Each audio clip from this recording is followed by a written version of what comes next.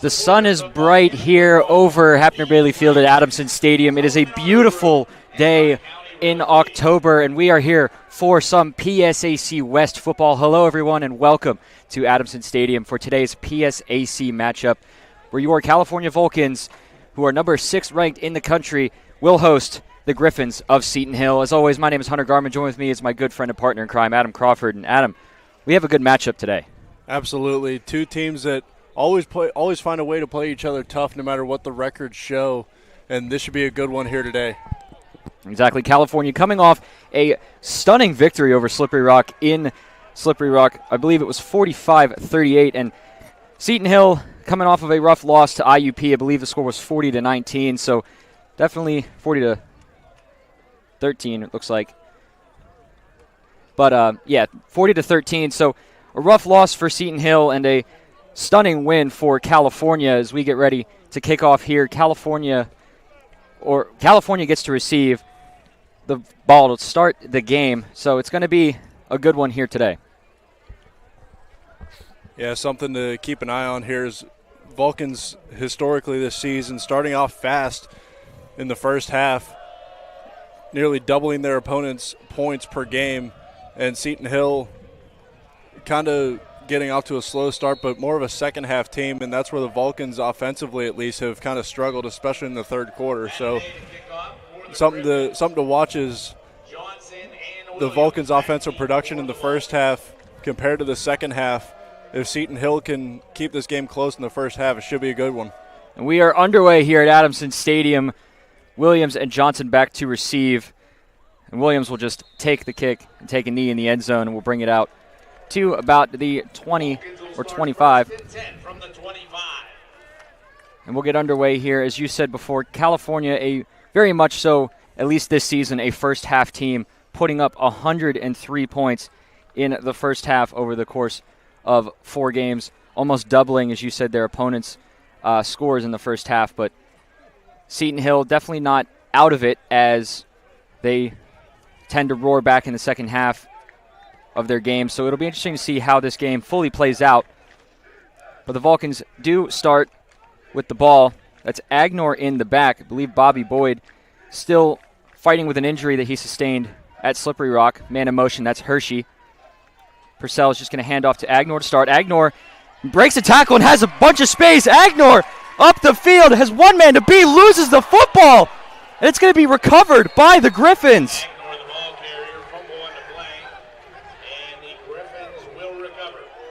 And California with a mishap early, and the Griffins capitalize. Yeah, beautiful start for Seton Hill on the opening play. And Kendrick Agnor, I was going to mention it after that first play, had a huge game last week, probably the best he's looked all season long as the backup running back for California. That time, just a good tackle there. Couldn't quite tell who made the tackle to force the fumble, but had the helmet right on the football, ended up popping it loose, and Seton Hill takes it over here early. Seton Hill starts from their own 31. Bowden St. Mary, the quarterback, is going to flip it to the side on a screen play. The pass was caught by Jaden Lanos.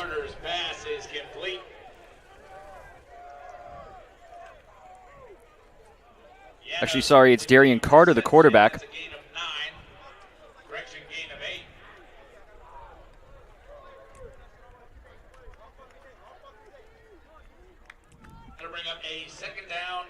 It was a gain of 8, second down and 2 for the Griffins to start the game already.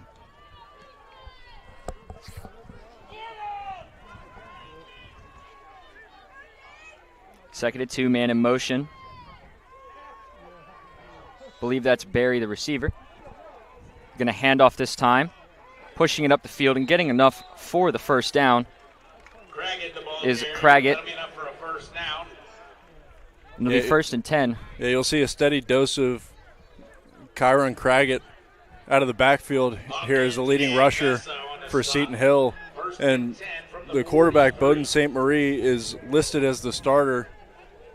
But you have Darian Carter in there as of now as the starting quarterback for Seton Hill. Carter drops back, has to take it himself, and is going to be able to get a bunch of yardage almost near the first down marker. Pushed out by Amori Thompson. Yeah, Carter getting the start here for Seton Hill under center and hasn't played at all so far this season, but a big athletic quarterback, and he'll help with this rushing attack for Seton Hill. Haven't been that efficient through the air, so hoping to have a mismatch on the ground. Craggett to Carter's right. Carter fires over the middle. The pass is caught and still going down the sideline. Breaks a tackle, stays in bounds, but loses the football. They're going to rule him out of bounds. The pass was caught by Jones and nearly took it in for the score, but lost the football. They're going to say it went out of bounds at about the 6, maybe 7 yard line. Actually, it looks like the 9. It's going to be 1st and goal, and Seton Hill's wasting no time to get to the line. And Jameer Jones on the receiving end of that ball, and this Seton Hill offense likes to spread it out whenever they do throw the football. 13 different receivers, now make that 14 this season. Man in motion. That's Washington. Going to hand off here, working his way downfield is Craggett. Gets about maybe 4 or 5. And something to note for California defensively, the linebacker Grant Hopple appears to be out with an injury. So that linebacker core taking a bit of a hit, as Hopple is one of the leading tacklers on this Vulcan's defense, looking for some guys to step up. Craggett to Carter's right. 2 receivers set to the far side. Carter's going to look to take it himself, and Carter tries to fight his way down and gets maybe 1 or 2, maybe even none. And it'll be 3rd and goal from about the 5.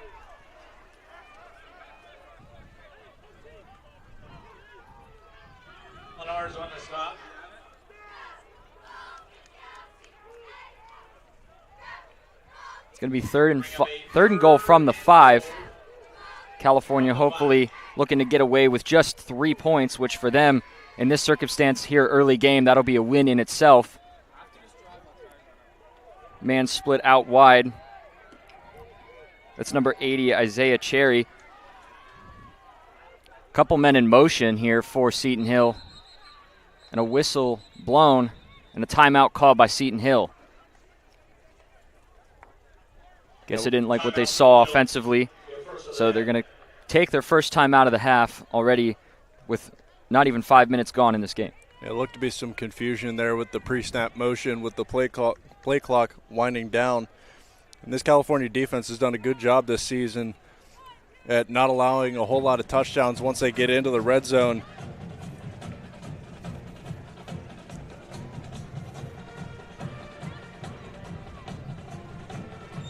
Opponents only 6 of 13 scoring touchdowns once they get into the red area. So this California defense does a good job of, we talked about it a couple times in some prior games, that bend but don't break mentality. And we saw it on display last week at Slippery Rock when the Rock was just unable to finish off a couple of their drives, especially late in the game with some touchdowns that they really needed. California is so good in red zone defense, but not having Hopple, we'll definitely see how that plays out for them going further into this game. But 3rd down and goal from the 5. Carter under center. He's going to roll and throw, overthrown his intended receiver. That was intended for Isaac Ashley, the tight end, and that's going to be 4th down and goal from the 5, and the field goal unit will come out for Seton Hill. So California able to bend but not break and force the 3 points, which, as I said before, after the fumble, for them, that's a win. Yeah, absolutely. That time, Alexi Sangster from his safety position sent on a blitz around the edge. And Ryan Batena, only 2 of 6 this season, attempting field goals with 1 blocked. Good snap, good hold. The kick is up, and it looked like it was tipped a little bit, and it is no good. California, with the true bend, not break mentality, blocks the kick, and it keeps it scoreless. Yeah, you can call it announcer's jinx if you want to, but that time, as I just mentioned, Seton Hill having some trouble converting those field goal attempts this season. The California defense helping to bail out the offense, keeping Seton Hill off the board, and now California gets a chance to come back onto the field offensively and get the drive that they want. As the team was coming off the field, we saw number 31 for California, Daniel Long, kind of hopping his way off the field, so definitely going to look and see if he's okay. He'll probably have to step in for, or probably was stepping in for Grant Hoppel, so definitely want to see if he's all good to go. But California will take over from about the 20. 1st and 10. 4 receivers set, man in motion, that's Williams. Purcell is going to hand off to Agnor again. Gets maybe one, or maybe no yards actually, no gain on the play. It's going to be 2nd down and 10 from the 20. Yeah, as you mentioned on the last drive, Bobby Boyd not in there to start the game for California, and he's kind of been the bell cow for this offense, averaging just a hair under 90 yards a game. He's been really good these last couple games, and Roman Purcell also using his legs a lot in the running game, so that's something to keep an eye on here for California. Kenny Lewis, the 4th in motion. Purcell, first pass of the game, is going to throw it to Lewis's way, drops it. It's going to be incomplete. It's going to be 3rd down and 10 from the 20.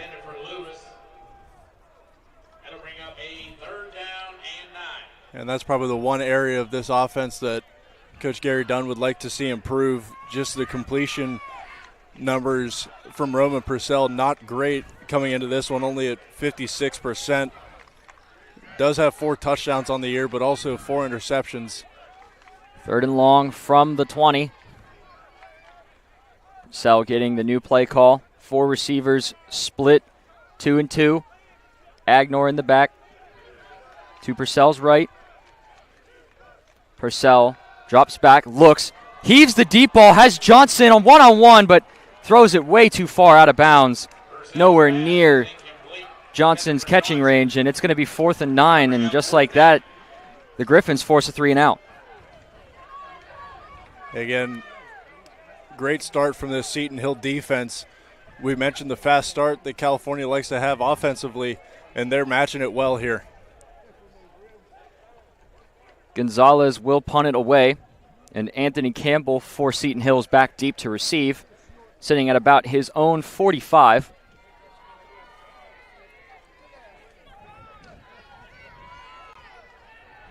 Play clock winding. Gonzalez gets the punt away. Nice high end-over-end kick. Lands at about the 45, takes a bounce, and fielded at about the 45-yard line, and that's where Seton Hill will take over for their 2nd drive of the game. From the 45.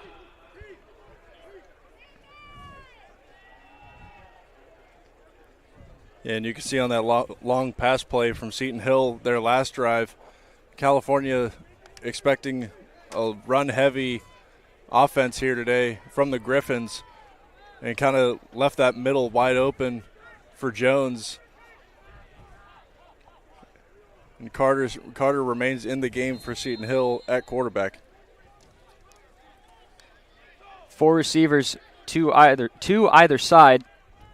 Man in motion. Stacked formation on the near side. It's going to be a handoff to Craggett. Craggett able to find the gap in the defense and works his way for about 8 yards, making it a 2nd down and 2 from California's 47.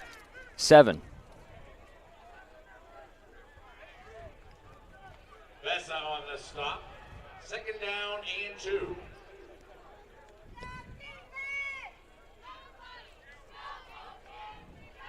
Second and 2 for Seton Hill. 1 receiver all alone to the near side. 2 bunched up on the far. Crackett's still the back man in motion. That's Ashley, the tight end. They're going to hand off to Craggett again. Craggett able to find the gap, still keeping the legs churning, and works his way down for the 1st down after a gain of about 4. It'll be a fresh set of downs from the Vulcan 43, excuse me. Yeah, expect Craig to have a little bit more on his plate than usual with the new quarterback in for Seton Hill today. And the strength of this California defense has to be their defensive backs in coverage. They've done a really good job at locking down receivers all season long. Alexi Sangster, the safety, with 3 interceptions this season. 3 interceptions in 4 games for Sangster. Nearly had a game-sealing one. Under pressure a little bit is Carter. Carter able to spin free and just kind of heaves one down the field. Out of bounds, intended for Amar Berry. Carter showing his athleticism, able to escape the pressure. Believe was put on by big number 90, Cedric Vesa, the defensive lineman.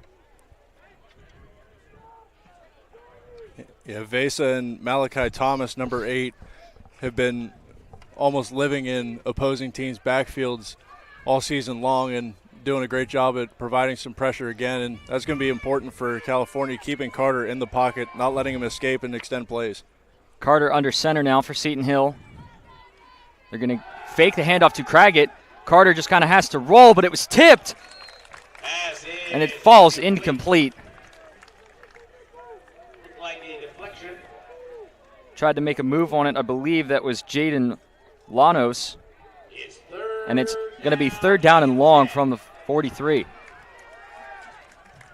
That time, big number 55, Courtney Dunn, that time not fooled at all by the play fake, doing a great job at closing distance on Carter and getting his hand up to deflect that pass. 3rd down and 10 for Seton Hill from the 43. California looking to get the offense off the field. Carter drops back, rifles one. He's going to fall incomplete, intended for Clint Washington. And California forces a 4th down and 10. And forces a punt as Williams for California goes back to receive.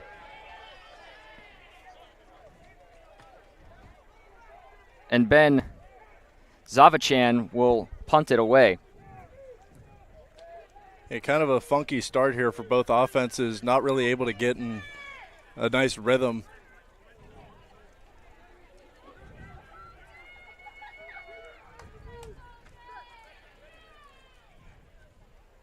Zavachan to punt. Able to get it away. Wobbly spiral. Fielded by Williams for the fair catch at around the 4-yard line. And that's where California will take over, 1st and 10.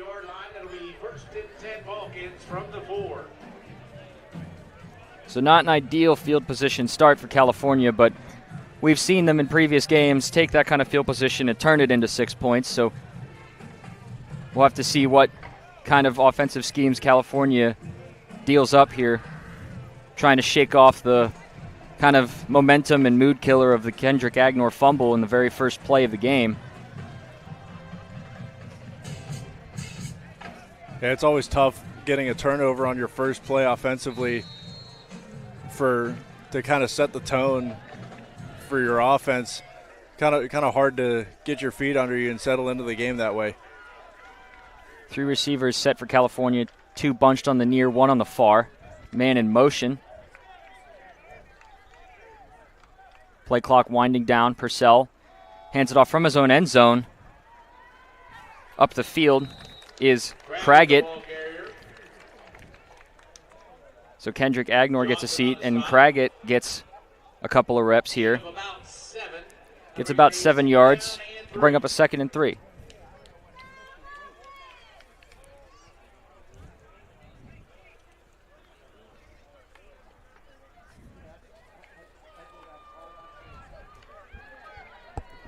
Just taking a look down to the Vulcan sideline. Bobby Boyd not dressed today, so it'll be running back room by committee for the Vulcans. Handoff to Craggett again, who tries the left side, able to find a gap and works his way down to about the 1st down marker, and they're going to give him a 1st down. California starting to move the chains a little bit here, getting themselves some breathing room. And last week against Slippery Rock was probably the best game that we've seen Roman Purcell have throwing the football as a Vulcan. But unable to connect with a couple early targets here in this one, and especially with his counterpart in the backfield, Bobby Boyd, not playing today. You want to see him kind of get in a rhythm here on this drive. Williams, the man in motion. Purcell drops back, evades a little bit of pressure, is just going to keep it himself, trying to get the edge, and just scampers out of bounds after a gain of about 4, maybe 5. And it'll bring up a 2nd down and 5.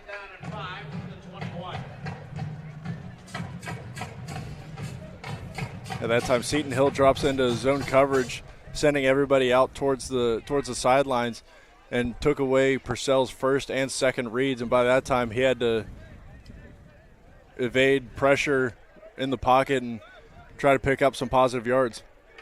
Craigett's still the back for California on this drive. Man in motion there, that is Amir Spencer. They're going to hand off to Craigett again. Craigett able to find the seam. Craigett able to break a couple of tackles. Spun down at around the 35. It's going to be about the 33, but it's going to be enough for a first down regardless. And Craigett able to pick up a first down with only one shoe that time. That was pretty impressive, breaking a couple tackles downfield. Sometimes one shoe is really all you need. 1st and 10 from the 33 for California. Doing a good job of managing the clock here and just kind of keeping the Seton Hill offense off the field.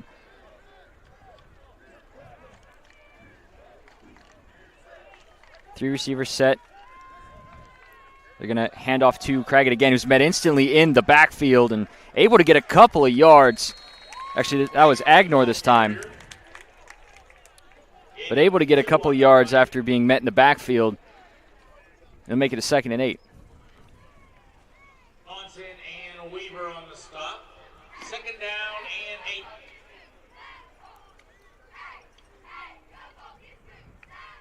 Second and 8 from the 35.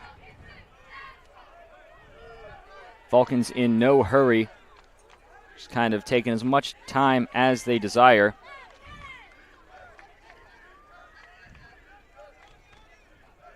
Man in motion again. And a whistle blown right as the snap happens, and Coach Dunn doesn't appear too happy, and they're going to take a timeout. Timeout, California. Their first timeout of the half. So California takes a timeout, didn't like what they saw offensively, and Coach Dunn is not the happiest man out there on the field right now. Yeah, that time, as you mentioned, that pre-snap motion sent the receiver, Lloyd Penn, across the formation and then back to his original spot to kind of give Roman Purcell a look at what the coverage was going to be. Nobody went with him, so he sent him back to where he was, and by that time the play clock was already down to 2 seconds, and Coach Dunn realized they weren't going to get the playoff in time, so he had to burn his timeout, and he was not happy about that. We can see our good friend John Sape down there taking some pictures of us. He would have joined us today, but he's taking some clicky clicks, as our advisor Gary Smith likes to call it. But 2nd and 8 from the 35. Less than 4 minutes remaining in this first quarter.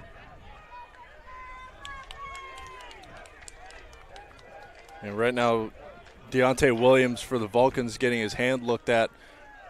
The receiver would be a big loss here for California if he's unable to come back. Penn was the man in motion. Purcell looking, fires towards his direction. The pass is caught by Lloyd Penn. Dropped it right in the bucket. And California with the big deep play down the field.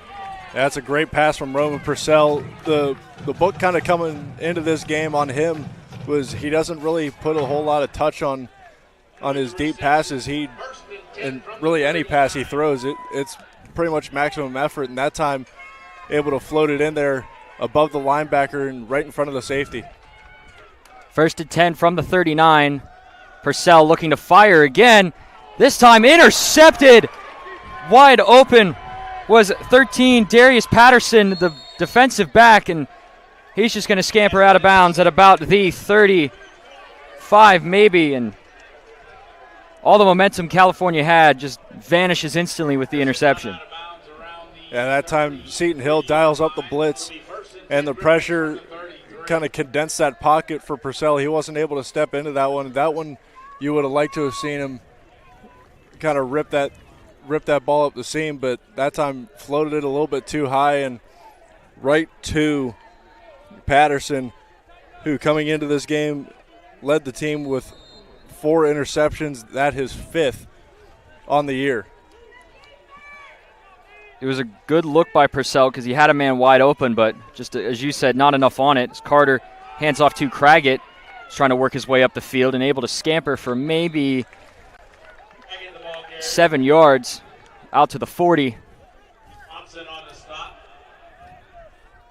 Thompson with the tackle. On the play. Second down and 3. That's going to be 2nd and 3 from their own 40.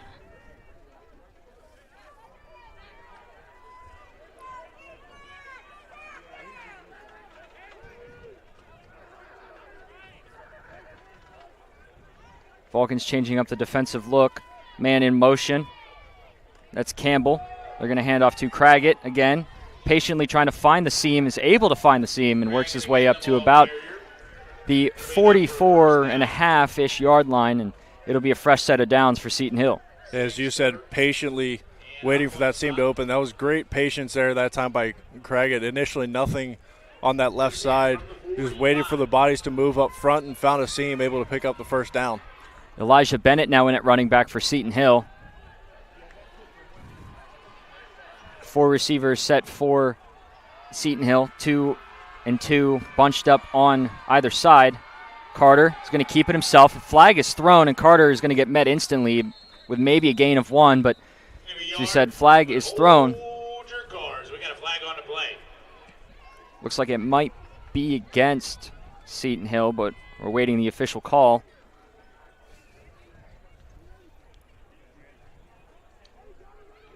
Illegal formation. That's going to be an illegal formation. 5-yard penalty. They're going to get number 51, Ethan Profit, and it's going to back him up 5 yards. Yeah, we saw them starting to crack down on that a little bit in the NFL last year with those offensive tackles lining up a little bit more in the backfield than they're supposed to, trying to get an extra step on those edge rushers. That time Profit not far enough towards the football in the line of scrimmage. So 1st and 15 now from the 40. I believe Craggett is back in at back. Carter, pass dropped. Was intended for Clint Washington, the receiver, but just a little bit out of his reach, kind of thrown behind him and unable to haul it in. Yeah, Washington had a good release off the line of scrimmage on the slant route, and as you said, Carter just threw a little bit behind him, had a step with Khalil Taylor in coverage one-on-one on the outside. 2nd and 15 from the 40 for Seton Hill after the penalty on Profit. 3 receivers going to the near side.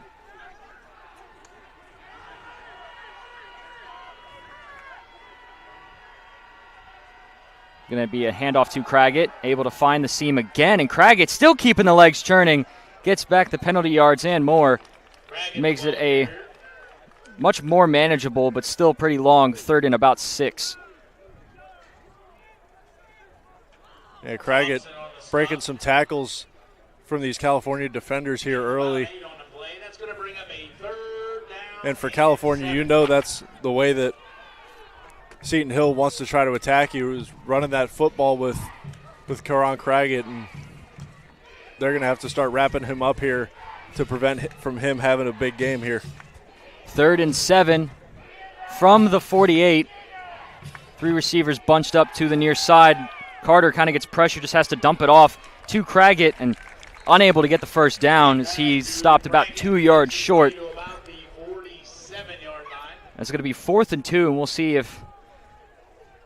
what Seton Hill wants to do, and they're going to send out the punting team. Yeah, that time a little screen pass to Craggett, try to get him in space, and good play recognition there from California. Zavachan to punt it away. Williams back deep to receive for California. Looks like they were going to do it's like a kind of a fake almost. Number 5, Drew Zimmerman. But him and Zavachan swap places. That's the end of And that's going to be the end of the first quarter. The score still tied at 0-0, but there's still a lot more football left to be played. You're watching Vulcan football right here on CUTV Sports 1 and the PSAC Digital Network. We'll be right back.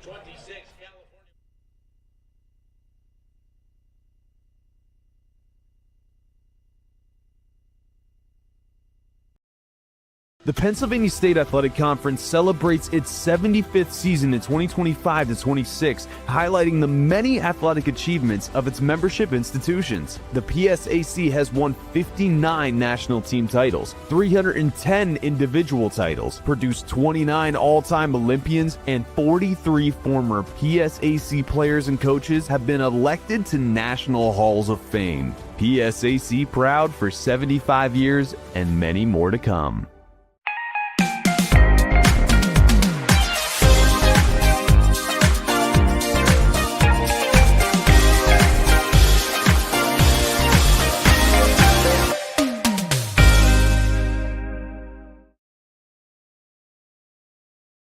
Second quarter action here of Vulcan football, and currently the score is still a pair of goose eggs, but we still have 3 quarters of play left, and it's kind of been a back and forth battle between both teams in terms of offense and defense. And Seton Hill's actually going to keep their offense out on the field. Now they're going to quickly swap the entire punting unit as Williams runs out there to try and receive the punt. A little bit of an interesting switch by Seton Hill at 4th and 2. Zavachev to kick it. Able to get it off. Nice spiraling punt. It's just going to kind of fall out of bounds at about the 8 or 9 yard line. Excuse me, 11 or 12. Numbers are hard sometimes. Yeah, there's a reason I wasn't a math major. Same here. But it's going to be 1st and 10 California from the 14. Yeah, that ball had some funky spin, kind of spiraling vertically through the air and just took a weird side hop. But California offensively gonna have to start getting the ground game rolling, knowing that attacking through the air isn't really the strength of this offense. And Agenor had a good game last week, had a good first run before the fumble, and you're gonna have to get him going. Agenor the back, able to find the gap, and Agenor able to break one tackle, spins free of another, and works his way down to about the 24.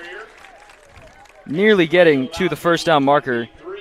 It's actually going to be stopped at 23, and it's going to be 2nd down and 1.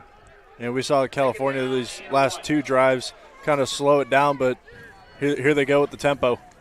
Agenor again with the carry, able to find the gap and work his way up. Gets the first down, and California, as you said, starting to go up tempo here, trying to get at least some points on the board before half, as they know that Seton Hill does get the ball to start the second half, but still plenty of time left. We're going up tempo as always. Purcell's going to keep it this time, able to fake a couple of men out, but not big number 92 for Seton Hill. That was Caleb Teta, and he snuffed that one out. Yeah, Teta did a great job at running Purcell down. Usually whenever he gets in space, he can break away from those defensive linemen, but Teta showing some wheels there, getting to the perimeter. It's going to be 2nd and 6. California decides to slow it down a little bit, getting the game plan from the backup QBs. 2 receivers bunched on the far side, 1 to the near. I believe Agenor is still the back. Man in motion, that's Hershey. Handoff again to Agenor, trying to spin free, but gets wrestled down for a loss of 1.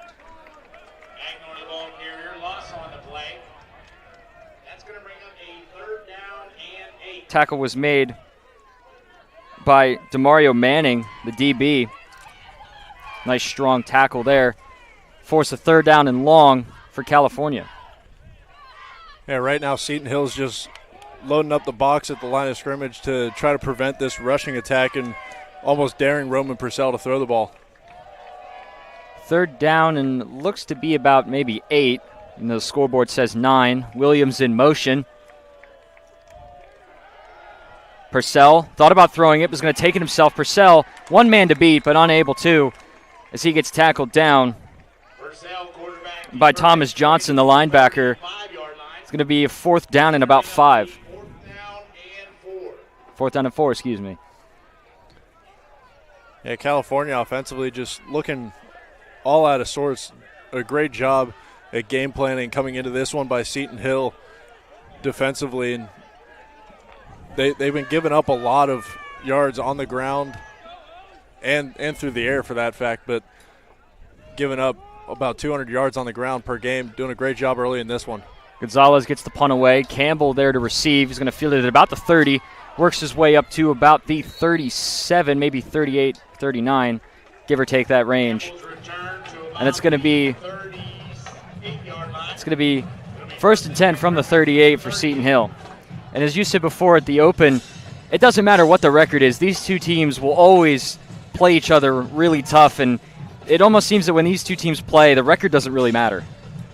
Yeah, last year in the midst of California's impressive run that they went on after the opening loss to Charleston, going undefeated all the way until the conference championship game, the game against Seton Hill was probably the closest victory that they had all season long.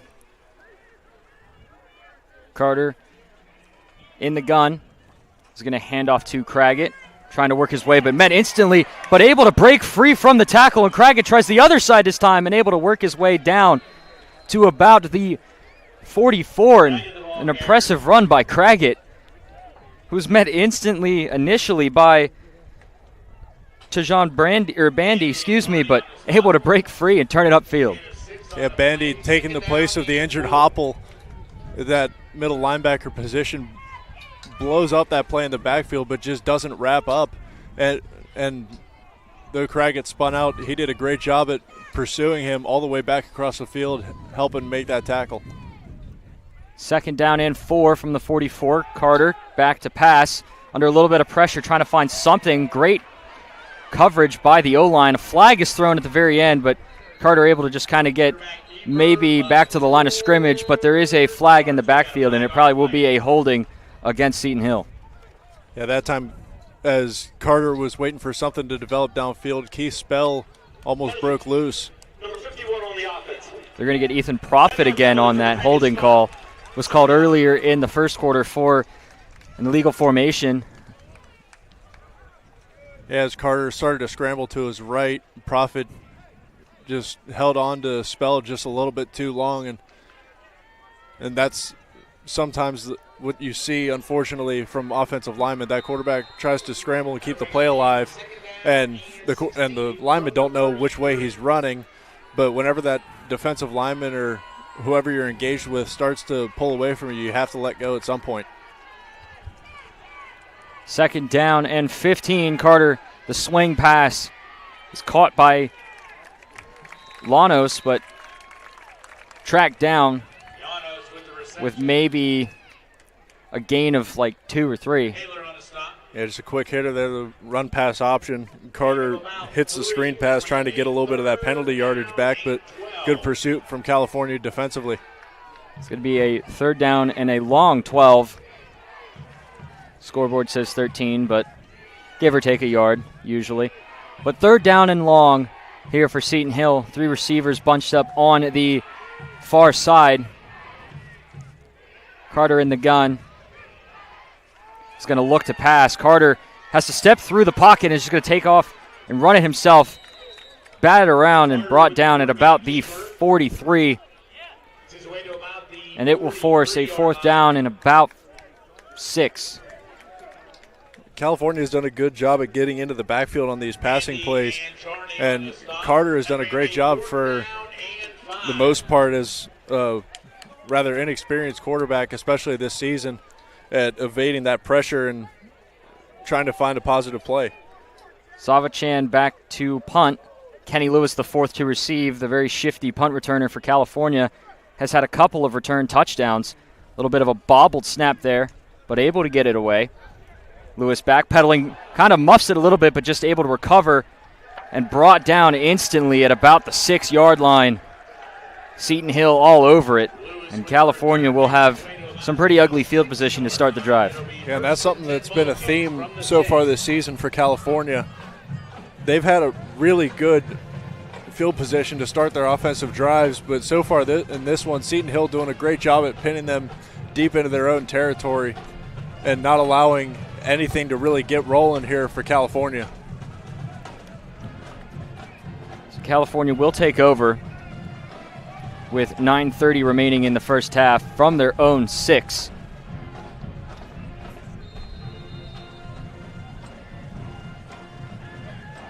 Two receivers on the near side, one on the far.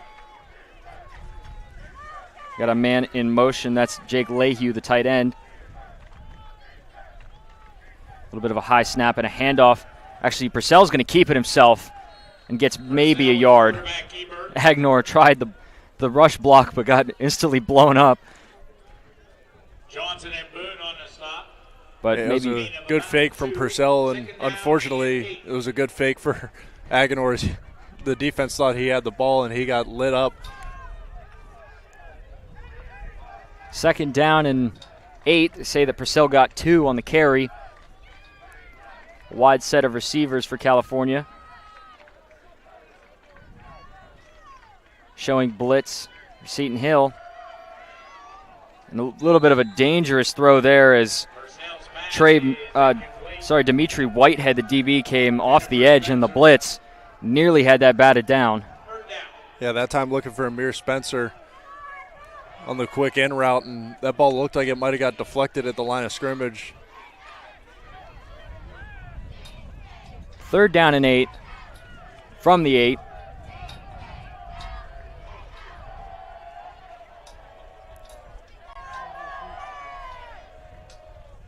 California facing a long 3rd down in their own territory.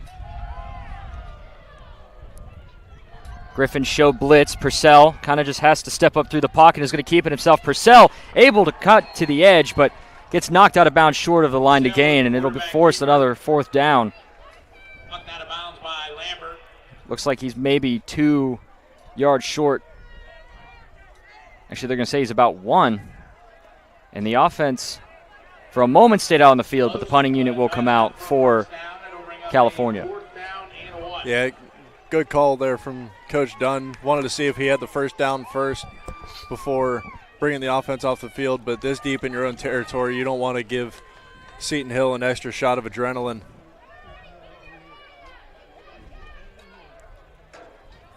Gonzalez back to punt. Can't tell exactly who's back there to receive. Gonzalez able to get it away. A nice line drive kick, and they'll take a Seton Hill favored bounce and stopped at about the 49. Okay, they're saying the 47. It'll be 1st and 10 already in California territory.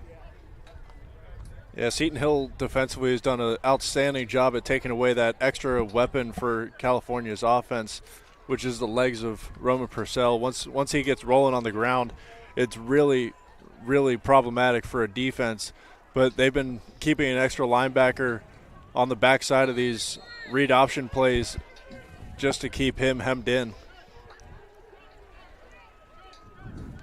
8:32 remaining in the first half. 1st and 10, Seton Hill from the 48. Carter under center. They're going to do a quick swing pass. Actually, they're going to do a little bit of a flea flicker kind of action, but just through the hands. Pass was intended for Jameer Jones, the tight end. The pass from Jaden Lanos was beautiful and on the money, just unable to haul it in. Yeah, double pass action there from Seton Hill to start this drive, and there was confusion on the California side from the break of the huddle. Only had 10 people on the field, had an extra man running on late. There was some confusion, and that was a great time to catch them napping, but just not quite able to connect. 2nd and 10, man in motion, that's Washington. It's going to be a handoff to Craggett. Able to work his way up the middle, keep the legs churning for a gain of maybe 6 to about the 42. The interior of this Seton Hill offensive line is doing a great job getting a push a couple yards downfield here early in this one. 3rd down and 4 from the 42. Clock continues to wind. Score still a pair of goose eggs.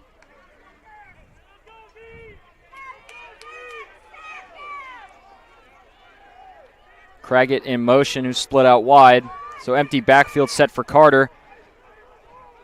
Another man in motion. Carter's just going to keep it himself, and Carter met instantly nearly at the line of scrimmage and brought down. That was number 43, Trey Green, the linebacker. And forces a 4th and 2. Both these teams can't really seem to get much going here for the offense, as both defenses able to just hold strong and keep forcing turnovers. Yeah, right here, Seton Hill looking to go for it on 4th and short, and I like this call. You have California kind of rattled here early in this one on their home turf. Coach Dunn's going to call a timeout to try to get the troops lined up the way he wants them to, but if you can force the issue here, if you're Seton Hill and get some points on the board before California does, the way your defense is playing, you got to like your chances going into the half.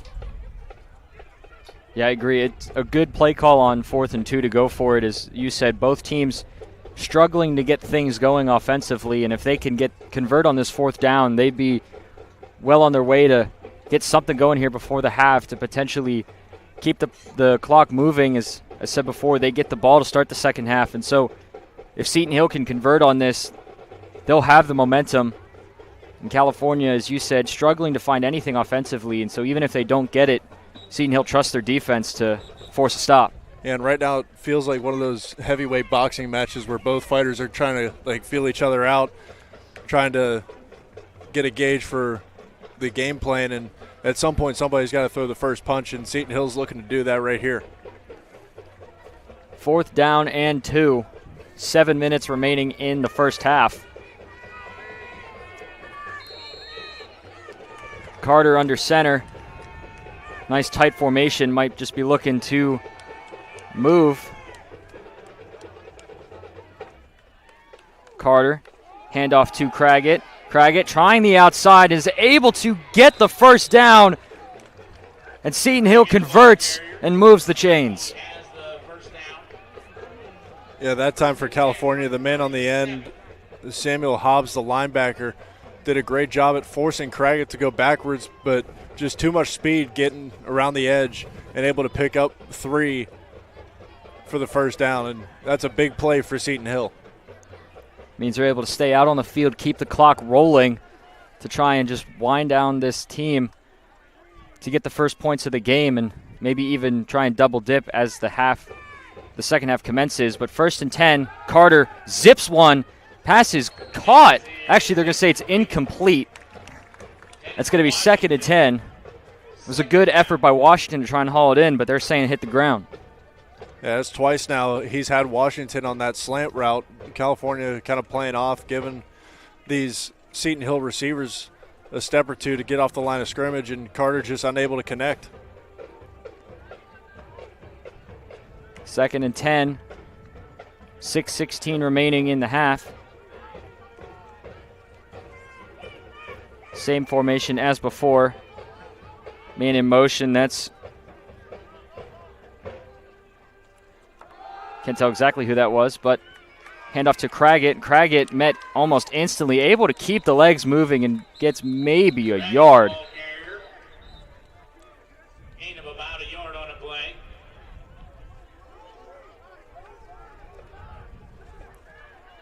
So it's going to be 3rd and long. Jordy and Huff on the stop. California looking to try and get off the field here. Bring up a 3rd down and 9. Nice 3rd and long. Yeah, this isn't quite in field goal range here for Seton Hill, so if California is able to keep this to a 4th and long by getting a stop here, they're going to be able to get off the field. Carter fires one, tipped and nearly intercepted. Pass is incomplete.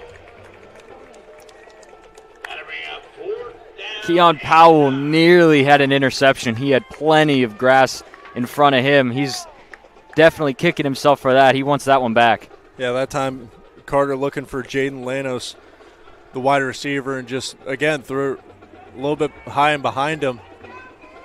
And they're keeping him on the field here. 4th down and 9. Seton Hill elects to go for it. Able to convert on the last 4th down. We'll see if they do so here. Craggett split out wide. Jones in motion. Empty backfield for Carter. Able to get a man to jump offside, and it's going to make it a much more manageable 4th down and 4.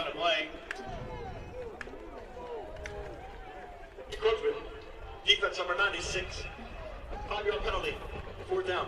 Yeah, Coach Dunn is beside himself right now. Those are the kind of mental mistakes that he just hates to see from his team. And as you said, gives Seton Hill a much more manageable 4th down conversion attempt. 4th and 4 from the 31. They called encroachment on Josh Huff. So 4th down and 4. Carter drops back, rifles one, incomplete. Intended for Washington, but they're going to throw a flag towards the very end of the play after it was over and the ball hit the ground. The refs are going to confer, and I believe it's going to go against California, and it's going to be a fresh set of downs for Seton Hill. Yeah, Keon Powell just arrived a hair too early, kind of spun Washington around, and they're going to get him for pass interference here.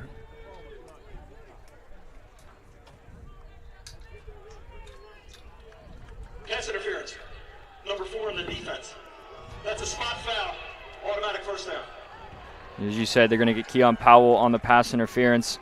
Met Washington a little bit too early, and again, as you said, these mental mistakes and are what kind of cost teams a momentum. And right now, Seton Hill has all the momentum as the clock winds, and Seton Hill is knocking on the door of a potential touchdown in the first points of this game. And you can just kind of tell California's kind of trying to force the issue a little bit. You got under 500 team at home. You're nationally ranked, and you were expecting this game to go a whole lot differently than it's going right now. Carter's going to keep it himself and able to find the seam. Carter lowers the shoulder and barrels ahead for about 10. I believe they might give him the 1st down, or he'll be half a yard, if not inches short of the line to gain. And Carter's done a good job at giving this offense a bit of a spark plug here early in this one, as we just dip under 5 minutes to go here in the first half. And his legs have been kind of the difference so far, not making Craggett kind of carry the load rushing the ball. 2nd down and practically inches for Seton Hill. Going to hand off to Craggett, able to go right up through the middle, and Craggett able to force his way down to about the 3. And Seton Hill's now knocking on the door for the first points of the game. Yeah, you can really tell that Seton Hill knows where the liability is here on this California defense with Hopple out. Hurry up here for the Griffins, and Carter forces his way, and they're going to say he's a yard short of the end zone. As some subs come in for Seton Hill, they're going to bring the run-heavy package, and they might try and just force their way in. Yeah, you can really tell that Seton Hill is trying to exploit the Hopple absence in this California defense. A lot of these run plays just right up the middle, and California isn't quite getting the push that they're used to. Under center is Carter. Couple men in motion to the other side. Handoff to Craggett. Met instantly in the backfield, and they're going to say he's about half a yard short this time. So California still not breaking just yet. Making their stand, making their presence felt. As you said, not having Hopple really hurts, but they're trying their best with what they got. Yeah, that time they run the same play that they ran on the 4th and 2 earlier in the drive. That time Craggett gets blown up at the line of scrimmage, unable to reach forward, and Craggett lost his helmet that play, so he's going to sit out. He's going to have to sit out for this 3rd down. And you got to think this is 4-down territory here for Seton Hill, deep in California territory, especially with the problems that they've been having kicking the ball. Ahmad Ward is now the back for Seton Hill. 2 receivers, both sides. Direct snap to Carter, and he's going to muscle his way in for the touchdown. And Seton Hill gets the first points of the game. Yeah, just a simple quarterback power there. Direct snap to Carter, the quarterback, and just straight downhill, and his big frame able to reach over the goal line. Get 6 on the board here first for Seton Hill. Bodene for the extra point with 3 minutes remaining. They attempt the extra point.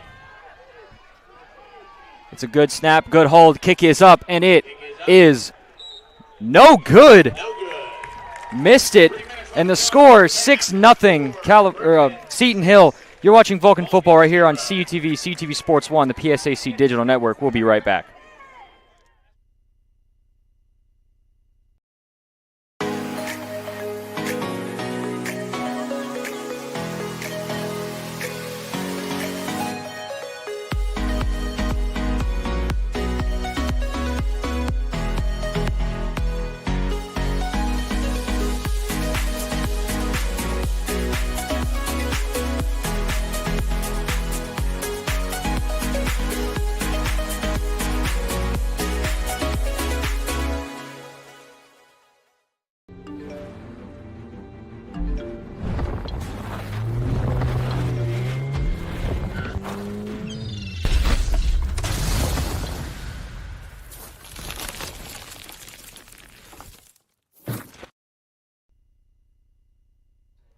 Six 0 Seton Hill to score. They get the first points of the game, and it's been the last drive.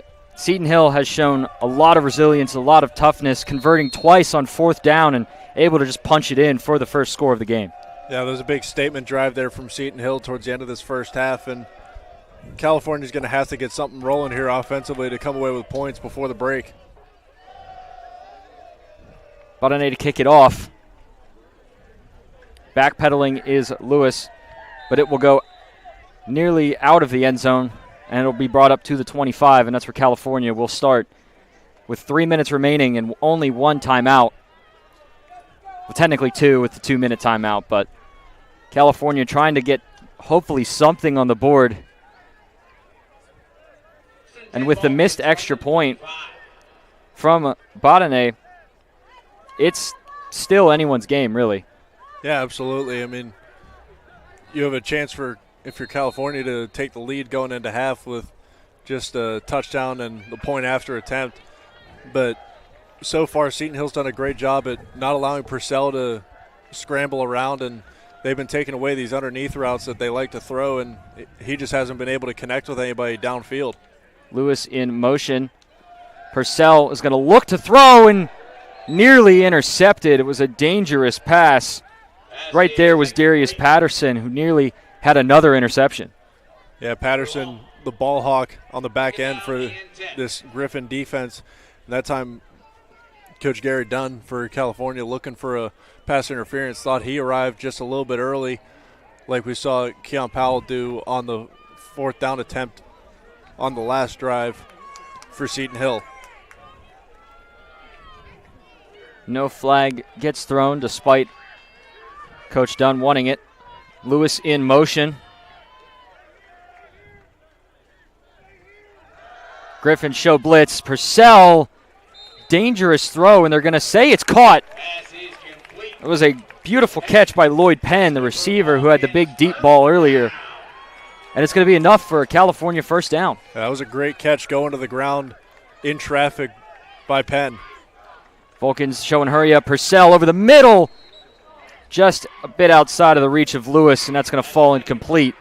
Again, nearly intercepted. Purcell trying to take some risky throws, but just trying to keep the momentum going and try and get some points on here before the end of the half. As for those tuning in, as we said before, Seton Hill will get the ball to start the second half. So California trying to get some kind of points. 2nd down and 10 from the 35. Spencer in motion. They're going to throw it to him. Spencer on the outside. Makes one man miss. Trying to get just maybe a yard. And it's going to be 2nd down and 9. Or 3rd down and 9, excuse me. End of a yard on the play. And Seton Hill's going to take a timeout here, expecting their defense to get a stop and hopefully be able to put up some more points before the halftime break. And as I mentioned earlier, Seton Hill's coverage unit is doing a phenomenal job at taking away these underneath routes that Purcell likes to throw and these quick hitters that usually get him in a bit of a rhythm. And the only time he really forced the issue downfield was the interception that he threw earlier, the overthrow looking for Lloyd Penn. But you can't say enough about Seton Hill's preparation coming into this one. They've looked ready to go since the opening whistle.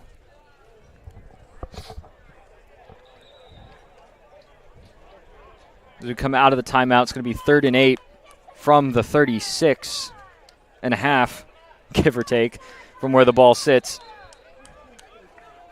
California looking to try and do something. They were grateful, I guess you can say, that Seton Hill took the timeout, as it kind of gave him 3 in a sense, because we still have the 2-minute timeout and they still have a timeout themselves.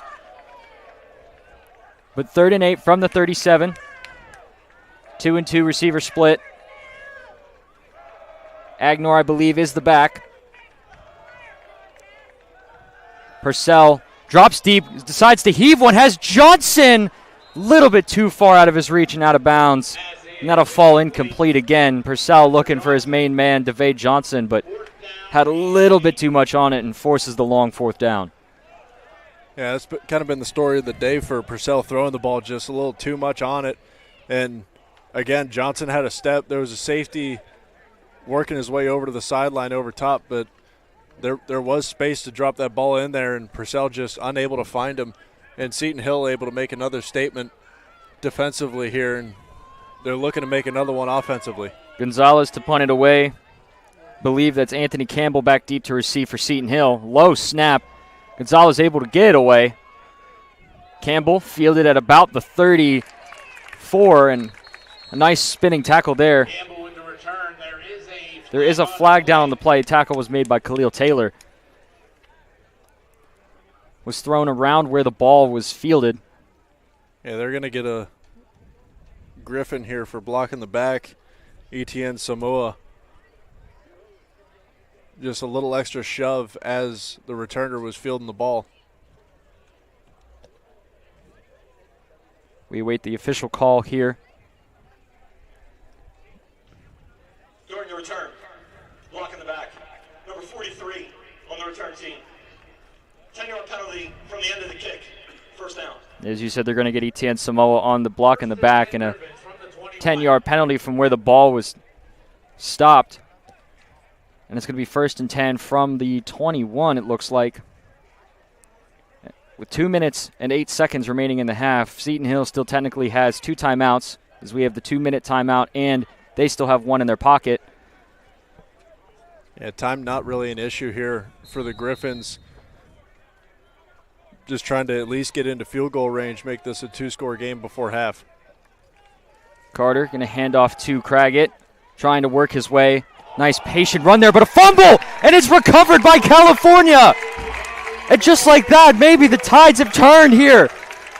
2 minutes and 1 second remaining, and California gets the spark they need on the defensive side. Believe the one who recovered it was number 10, Amori Thompson. And California with excellent field position to hopefully put points up before the end of the half. As you said, partner, the spark that this team needed, they needed something to go their way, and that time Thompson hasn't really been tested much these first couple weeks in coverage, hasn't really been able to make a play at his natural corner position, but that time Johnny on the spot able to recover that football, and a huge shot in the arm here for California. Lewis in motion. Agnor the back. Purcell is going to look to throw. Gets it to Lewis.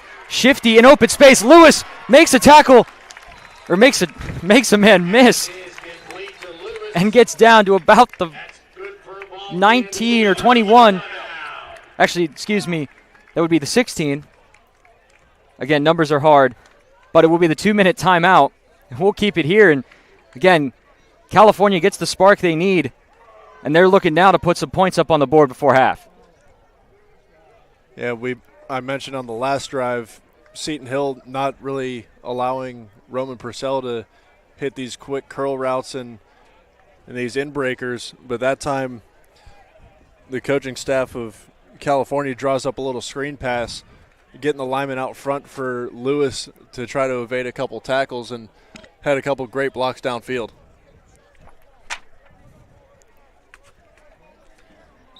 And we mentioned the field position battle so far in this one. Seton Hill has done a great job up until that fumble of not allowing California to get the ball past their own 30-yard line. They've been deep inside their own 15 a couple times, but this time gifted with some phenomenal field position, already set up in field goal range for Harry Radcliffe. Lewis, Spencer, and Johnson, the receivers. Agnor, the back, to Purcell's left.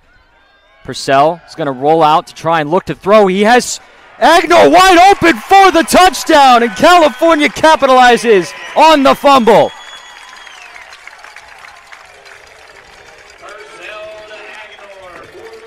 And that's just a beautiful play design for California. Simple little play fake to Agnor, but they roll Purcell out to the left, getting the whole defense shifting that way, and then Agnor just slips out the backside on a wheel route and just gets lost in behind the Griffin defense. Big response from California, both offensively and defensively, at the end of this half. Radcliffe with the go-ahead extra point. Good snap, good hold. Kick is up, and it is good. California 7, Seton Hill 6, minute 47 left.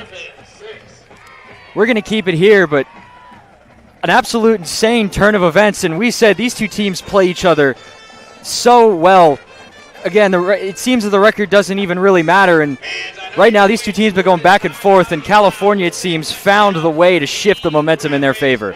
Yeah, they haven't really been able to get anything going, getting gashed on the ground defensively, and just simply put, ineffective in almost all facets offensively. The biggest play of the game offensively until that touchdown was the big Agnor run to open up the game, which he fumbled, and Seton Hill got the ball to basically kick things off. But that time California getting exactly what they needed at the right time when Seton Hill had all the momentum. California looking to make this their momentum swing just to try and stay strong and keep the 1-point lead going into the half. Boland to kick it away. Nice high spiraling kick. Fielded at about the 4. A little bit of hand fighting down the field, but no flag is thrown. And Seton Hill will take over. 1st and 10 from, looks like their own 4, maybe 9 actually. Again, numbers are tough. Okay, they're going to put it to the 25, I guess. Yeah, that new rule change implemented a couple years ago in college. Fair catches inside the 10-yard line, put it out to the 25 now, which that's right. I do remember that now. Which drastically increases the amount of basically touchbacks, which the game is trying to eliminate with all the new kickoff rules in the NFL. But I digress. Handoff to Craggett, who works his way up the middle of the field. Carter, hands off. Gets maybe 7 on the play. It's going to be 2nd and 3 from the 32. Time continues to wind. Again, Seton Hill still with the timeout, so still have that stoppage of time in their back pocket. Carter, handoff again to Craggett. Nice patient running by Craggett we've seen all game, and able to work his way up for the first down. And the Griffins will move the chains with 1:13 remaining. Yeah, now with this big swing going towards California, giving them the lead, Seton Hill's probably not going to try to force the issue downfield at all. They would love to come away with points here before the half, but try to keep this one possession. Carter to throw. Caught by not Patrick Henry, Jaden Lanos, or Llanos, however you pronounce it. If numbers are hard, then pronunciations are hard too sometimes. Second down and 4. It's going to be 2nd and 4. Clock continuing to roll. Handoff to Craggett again. Craggett straight up the middle. Nice tackle by Sangster. Hit hard right beyond the line of scrimmage. Forces maybe a gain of 1. It's going to be 3rd and 3. Again, clock winding. Andy on the stop. More time on the play clock than on the game clock, and they might just kind of either let this wind or try and get one more play off before the half. Carter looks to pass. He's going to go deep. Receiver kind of fell down, but a flag is thrown on the far side. Hold your cards. Flag on the play. Keith Charney was back there to try and make the interception. As it looked like the receiver kind of fell down on his route. I don't really know if there was much contact, but that's what they might be throwing the flag for. Yeah, I couldn't quite tell who was in coverage. It might have been Keon Powell, but looked like they just kind of ran into each other. Holding. Defense number 4. 10-yard penalty from the previous spot. First down. They're going to get Keon Powell on the defensive holding, and that'll push him up 10 yards and give him an automatic first with 2 seconds remaining in the half. Again, it really didn't look like much from up here. I mean, there could have been holding, but from what we saw, it looked kind of like, as you said, they kind of just ran into each other and both kind of fell. Yeah, that holding call is the key because that means it was before the ball was thrown. If the ball was already in the air, they couldn't have called pass interference because that ball was clearly uncatchable. But the officials deemed it was before the ball was thrown, so Keon Powell gets called with another defensive penalty. And Seton Hill will take their final time out of the half with 2 seconds remaining. Looking to see if it might scheme up a deep ball here just to try and put some points, or if they just kind of run it out and go into the half down 1, which, I mean, down 1 is a lot better than being down a touchdown or something. So a low-scoring game for the first half. I mean, not much has happened except for the 2 momentum swings of the field, or of both fumbles from the running backs. One from Agnor and one from, I believe, Craggett. Yeah, I mean, Seton Hill coming into this one expected to keep this game close, but I'm not sure if they expected the entirety of this first half to go the way that it has gone, with California not really doing much. And they're going to line up in a prevent kind of defense, keeping everything in front of them, dropping everybody back into coverage. So 1st and 10, 2 seconds left, and you said California just kind of waiting. Carter with the Hail Mary, and it's picked off. And that will end the game. Not the game, it will end the half, excuse me. It was picked off by Marvell Cromedy, a good friend of ours. But that is the end of the first half. The score, Vulcan 7, Griffin 6. Stay tuned for second half action where Crawford and I will switch spots, but you're watching Vulcan football right here on CUTV, CUTV Sports 1, and the PSAC Digital Network. We'll be right back.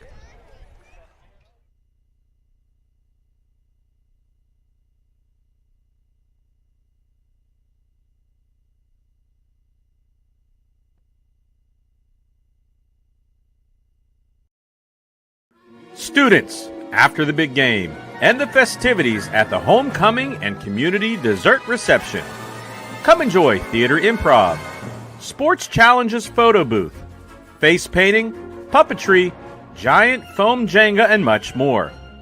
Join us October 18th from 6 to 8 p.m. in the Natali Student Center for games, treats, contests, music, and surprises. All ages invited, and bring your Halloween spirit.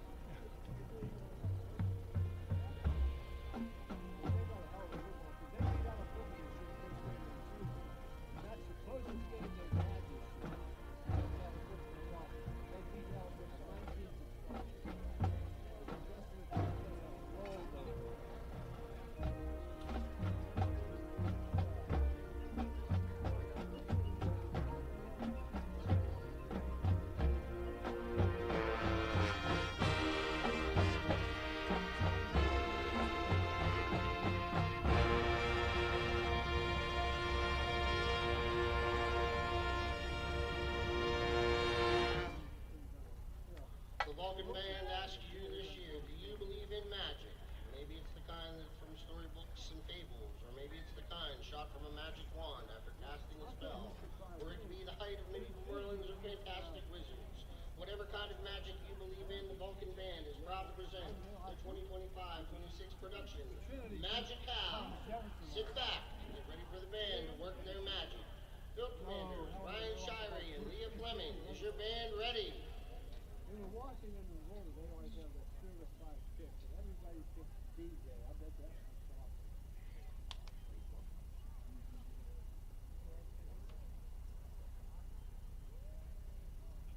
16-0 pick. Boston College can't have that bad a team this year, do they?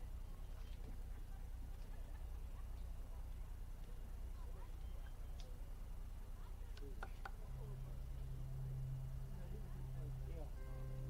They recruit really well.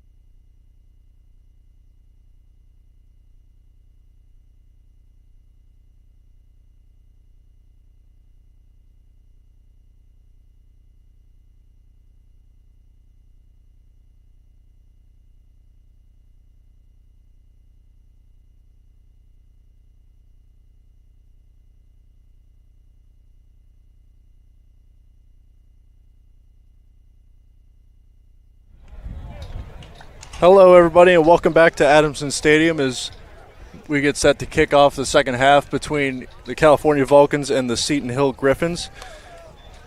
7-6 is where we stand right now, and Adam Crawford alongside Hunter Garman as we switch places here. I'll be taking you play-by-play through this one, through the rest of this one here. And kind of a rocky game so far in this first half. Nobody really able to get much going offensively. The defenses both showed out for the most part in that first half. Yeah, definitely. I mean, both teams have struggled kind of, and we said in the open that these two teams, no matter what the record is, no matter if one team is winless, the other's undefeated, these two teams will still always play each other to the fullest extent, and it showed here. I mean, California not able to get much going, had a long breakout run by Kendrick Agnor before the ball was expertly punched out and forced a fumble, and that kind of swapped the momentum here. Seton Hill kind of dominated for the most part offensively until the very end, where California was able to force a fumble of their own and get it back and put up a touchdown and take the 1-point lead. Yeah, Seton Hill able to put the first points on the board in this one with a touchdown from the surprising starting quarterback, Darian Carter. We were expecting to see their normal starter, Bowden St. Marie, and Darian Carter's played well in this one, keeping the ball out of trouble. Threw an interception on the last play of the first half, but that was just a Hail Mary at the end of the half to try to get some more points on the board, but they will get the ball to start the second half here. And a couple stat updates at halftime. Leading rusher for Seton Hill, Kyron Criggett, 87 yards on 18 carries in that first half. And coming into this one, we knew he was going to be kind of the bell cow. And Kendrick Agnor, 59 yards on 6 carries. Neither quarterback really so far in this one has been real efficient through the air. Yeah, not really. As Darian Carter, 5 for 13, 61 yards and an interception. His longest was a 40-yard pass. And Roman Purcell, again, not really much better, 5 for 12 for 63 yards and a touchdown and a touchdown and an interception. So it hasn't really been great through the air for either team. But again, the interception for Carter was kind of that last-minute Hail Mary that some out there would argue that a last-minute Hail Mary interception, especially at the end of the first half or especially the first half, really shouldn't count, as it's kind of one of those weird things. You're just trying to see what happens, basically. But regardless, it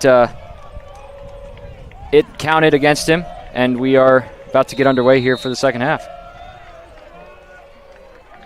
Bolin ready to kick this one off to begin the second half. Campbell and Whitehead back deep to receive for Seton Hill, and here we go. Whitehead lets go over his head for a touchback, and Seton Hill will start the second half from the 25-yard line. And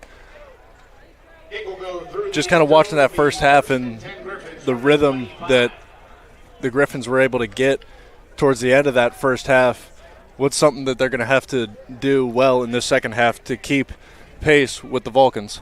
Well, Seton Hill definitely is going to have to see, especially with this first drive, like how the momentum is still kind of with it, because California with that last fumble and the touchdown took away the momentum Seton Hill had pretty much the entire first half of this game, and it's going to be one of those where we'll see what kind of adjustments both teams have made during the halftime break, and if Seton Hill comes back on top with the momentum, they might just try and ride it out, because they're only down 1, still 30 minutes of football left to play, so there's still a lot that can happen. Carter takes a snap, give to Criggett along the right side. Flag is thrown as he's tripped up after a gain of 2.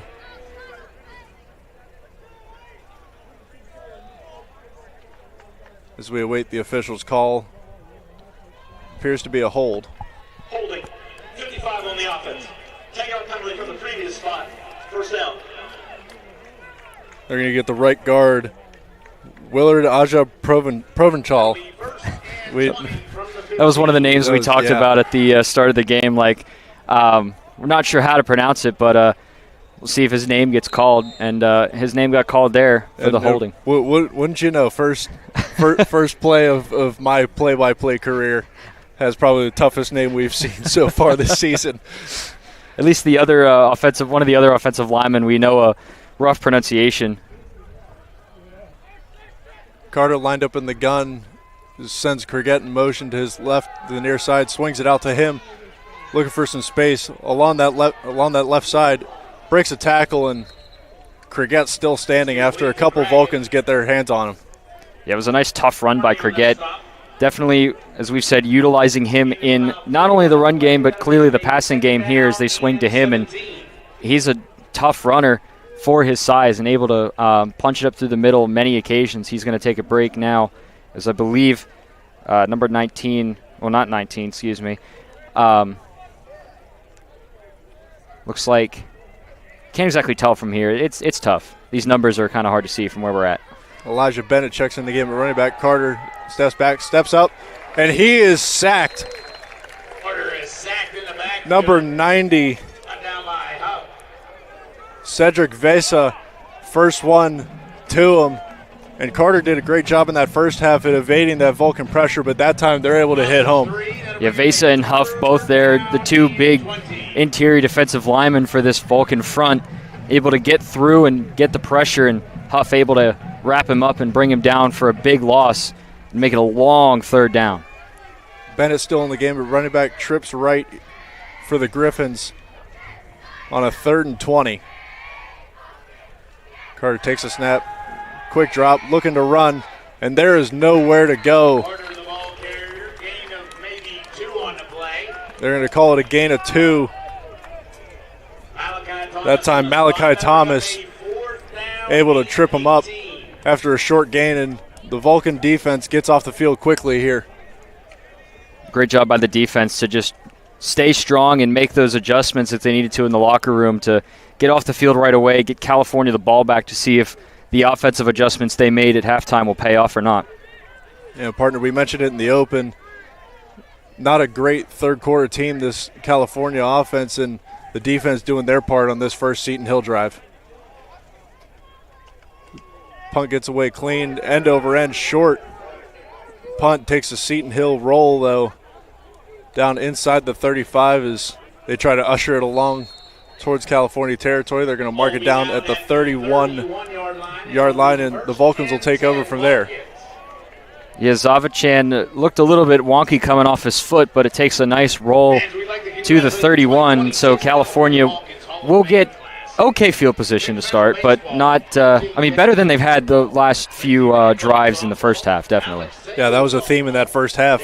Most of the season, the special teams unit for California has done a great job at giving the offense some great field position, but today that has not been the story. The best field position they got all day was from that fumble at the end of the first half, and they were able to capitalize with a touchdown as Roman Purcell looks to turn things around here in this second half. Sends Johnson in motion towards the offensive line.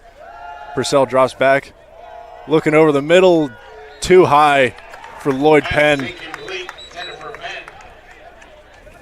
There's a flag thrown in that direction. We'll see kind of what the call is. It looked like a little bit of play fighting. They might call a defensive hold or maybe even pass interference, as it looked like Penn was kind of held up during his route. Demir Whitehead in coverage. 2 on the defense. 10-yard penalty, automatic first down. So they're going to get Whitehead on the holding call, and that'll push California up.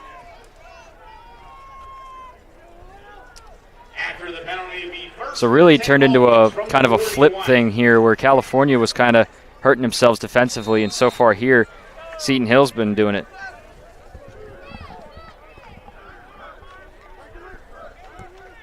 Purcell lines up here in the gun, 2 receivers to his left and 2 to the right in a bunch. Quick drop, fires right side, caught by Penn for a quick gain of about 4 yards. It was a good job by Penn, just kind of holding his ground. He kind of saw that he had a couple of Griffins closing in fast and able to just kind of sit there and take the hit as soon as he caught the ball, but a good strong catch by Penn. Again, Purcell trying to find these quick inside routes, and Seton Hill is doing a great job in the first half not allowing those to happen. And so far, California He's trying to find a little bit of a rhythm here. Lloyd Penn with 2 catches in that first half led this Vulcan's receiving unit. Purcell in the gun again. Give this time to Aguilar, looking for room along the left side. Breaks a tackle, gets upfield, stays on his feet for a little bit for another short positive gain. It was a good job by Aguilar to stay on his feet as he was trying to break out of the pressure that immediately came into the backfield to meet him. Was able to turn it upfield and, if not get the first down, at least get a couple yards out of it. They'll bring up a 3rd and 4 for the Vulcans here from the 47-yard line.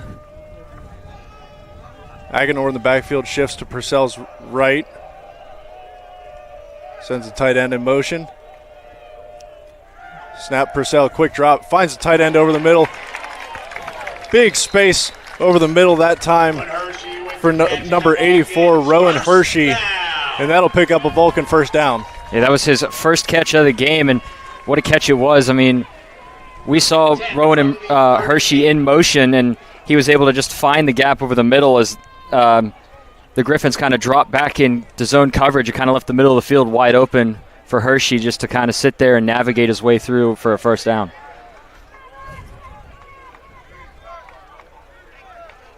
Vulcans looking to keep the momentum rolling here on offense.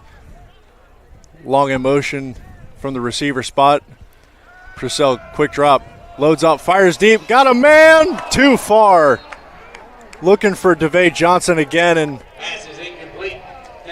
just unable to hook up to his leading target.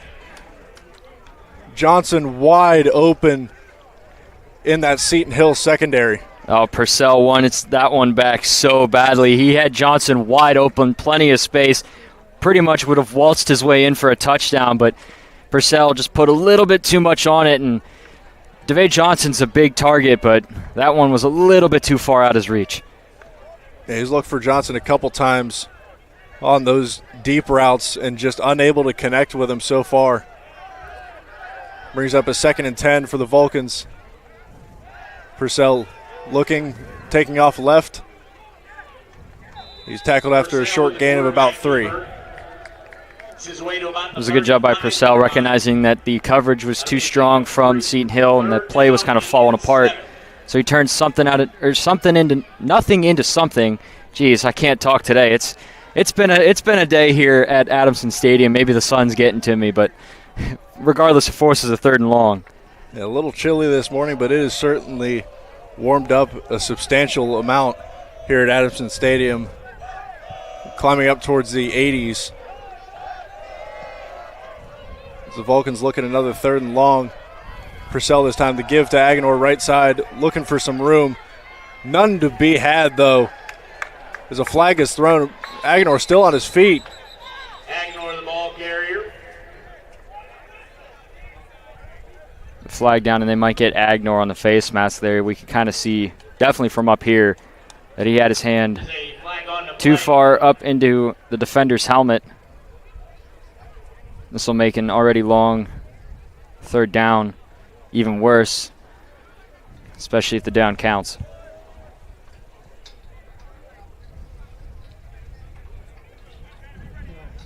The officials try to see what Seton Hill wants to do here. If they want to accept the penalty and bump them back to a 3rd and a mile, or take the 4th down and long from about the 40-yard line.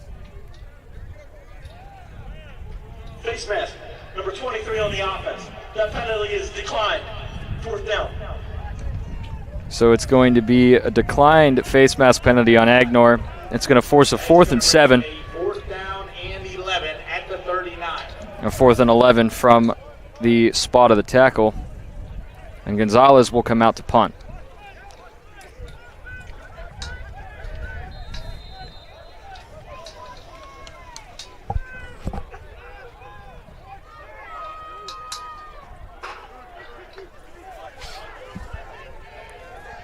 Anthony Campbell back deep to receive this punt for Seton Hill. Gonzalez gets the punt away clean. Low knuckling punt heading towards the sidelines. just creeps into the end zone. He was looking to get that ball out inside the 5. Just a little bit too much steam on it. Just kind of wrapped around that far side pylon. If that took even a slightly more off-angle bounce, that had gone out right at pretty much the pylon and would have pinned Seton Hill at almost the half-yard line, which I think that's what California was going for. You can hear the crowd's reaction as it, as you said, kind of wraps its way around the inside of the pylon, which will bring it out to the 20 instead of the half.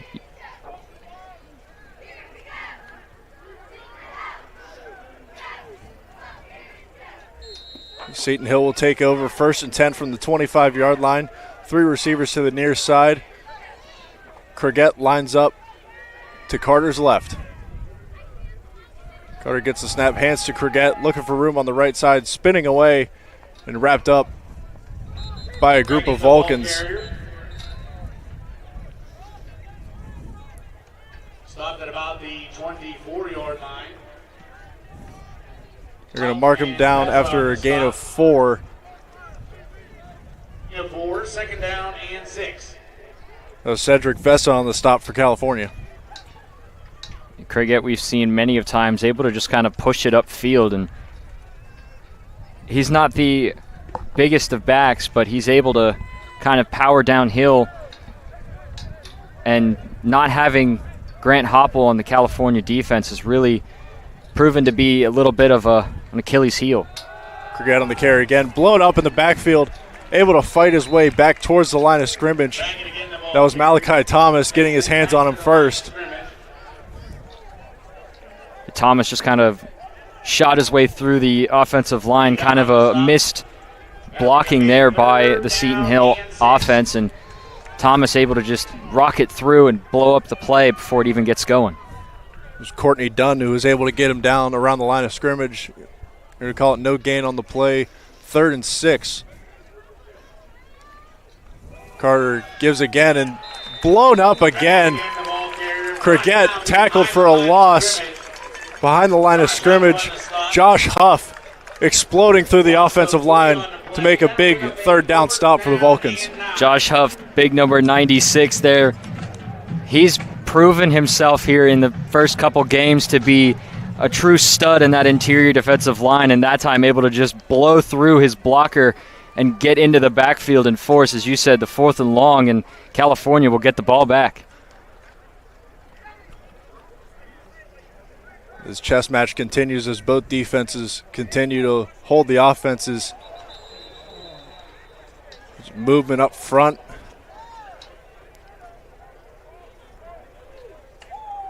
Number 42 for California, Tawan Bandy. 42 on the defense. 5-yard penalty. 4th down. Getting a little bit of a head start.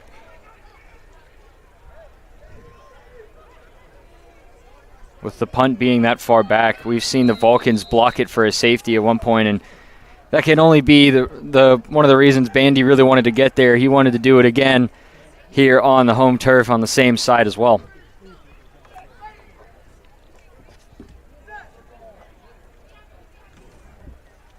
Savachin gets it away clean.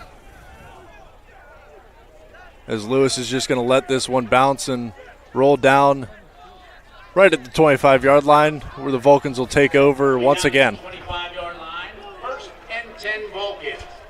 And unlike the last couple of games for California, special teams not really being a huge factor, as again, as we've stressed before in previous games, the special teams unit for this this team so far has been absolutely phenomenal. A couple of touchdowns, a couple of blocks, and I mean, we had a blocked extra point here earlier in this game, but not really much on the return aspect, and Seton Hill probably knows how shifty Kenny Lewis could be on the return, and so they're trying to keep it out of his hands as much as possible.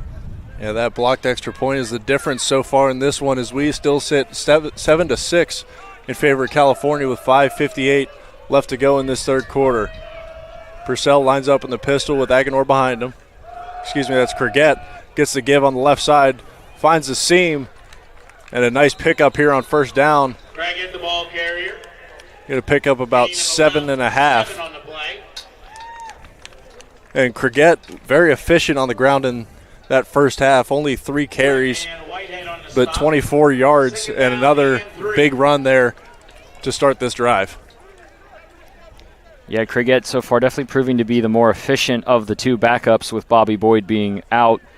And we noticed before he's not even dressed for this game, so definitely something to note for California going forward in the next couple of weeks.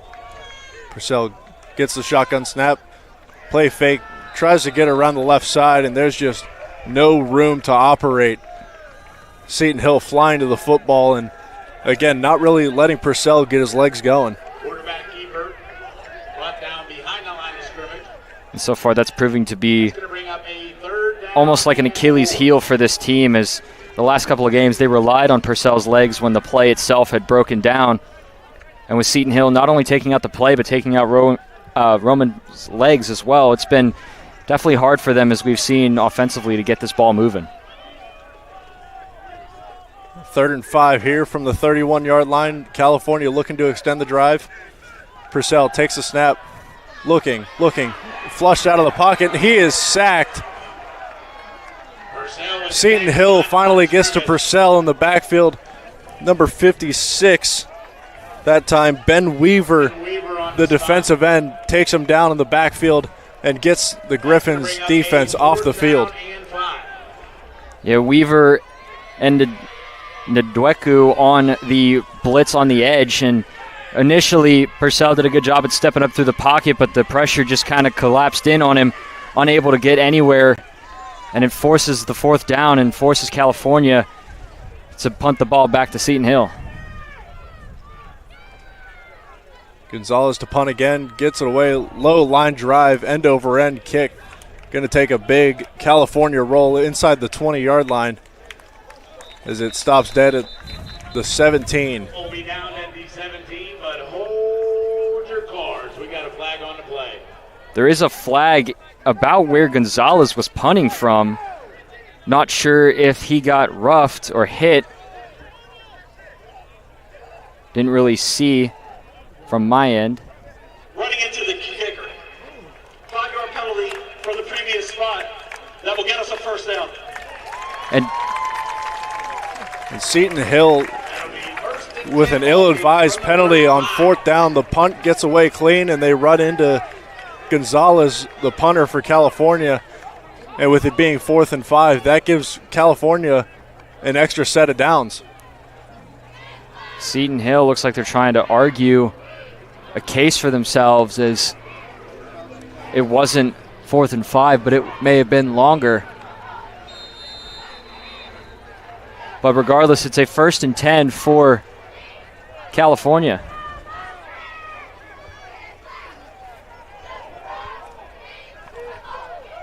Purcell trying to lead this Vulcan offense down the field, trying to get some points on the board here to extend this 1-point lead in the 3rd quarter.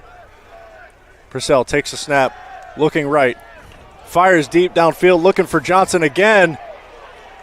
And again, just out of his reach. We have multiple flags on the play. One at the line of scrimmage and one downfield where Johnson was running his route. Looks like it'll be maybe offsetting. Potentially offsetting if it was a formation issue for California. Definitely appeared to be on the Griffin defensive back down the field. Yeah, they might get pass interference, but also we're not sure what the flag for the or near the line of scrimmage is, but we'll hear from the ref here real soon. So these could be offsetting, or they could be both on the defense, and it could be huge for California. Number 85 on the offense. Defensive pass interference. Number 13 on the defense. Those penalties will offset. Replay first down. So it is what we talked about. 2 offsetting penalties will be just replay the down essentially, and there is an injury timeout. I can't tell exactly who is injured, but number 56, the center, Logan Greer, being attended to on the sidelines now, grabbing at his left shoulder, and hopefully he'll be all right. That'll be a big loss for the interior of that California offensive line. Yeah, Greer has kind of proven himself to be a pretty good stud on that interior offensive line, and I think at one point we did see backup Blaze Richards at some point during a game the past couple of weeks, but it was only for a couple of snaps. But it looks like Greer's still out there.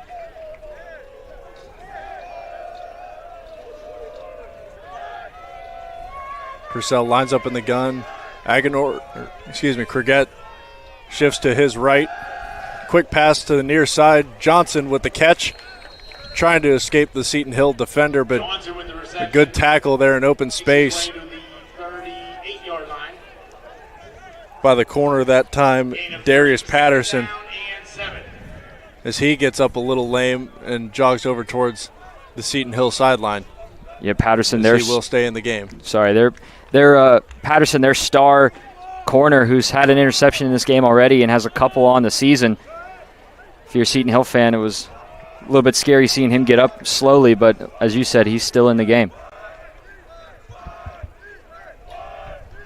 Purcell sends tight end in motion. Give this time to Cricket along the right side, and there's just no room to work there. Seton Hill flying downhill to get Cricket behind the line of scrimmage. That was Jaden Lambert who was there for Seton Hill on the tackle. And as you said, no room to run, and the Vulcans find themselves back at their original line of scrimmage. And another 3rd and long for the Vulcans here, who have not been good on 3rd down here today. Looking to extend this drive somehow to try to extend this 1-point lead with 2 minutes left in the 3rd quarter. Agenor in the backfield on Purcell's right. Purcell takes a shotgun snap, looking under pressure immediately, and he is dropped. Purcell sacked behind the line of scrimmage. That was Richard Johnson Jr. on the blitz, coming up from his defensive back position in the slot, and he just flies through that offensive line, brings down Purcell for a big loss. As you said, with California on 3rd down conversions coming into the half, or the second half, they were 0 for 4 on 3rd down. And I believe that's going to be 0 for 6 with that other one at the start of their drive. But now they're facing a very long 4th down. Gonzalez back into punt, gets this one away clean. And he is run into again as the punt floats out of bounds around the 40-yard line. There are 2 flags down on the play, one where Gonzalez got the punt off and one also sitting at about the 44-yard line of Seton Hill. Yeah, the flag that's down there at the 44 was originally thrown from California's 40, so the ref kind of floated that one in that direction. But, yeah, we saw it here clean as day. Gonzalez again took another hit.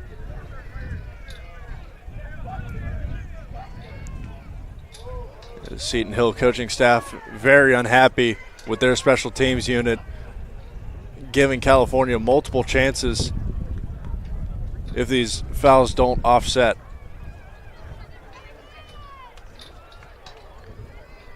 As the officials talk to Coach Dunn on the sideline, it doesn't appear that they will.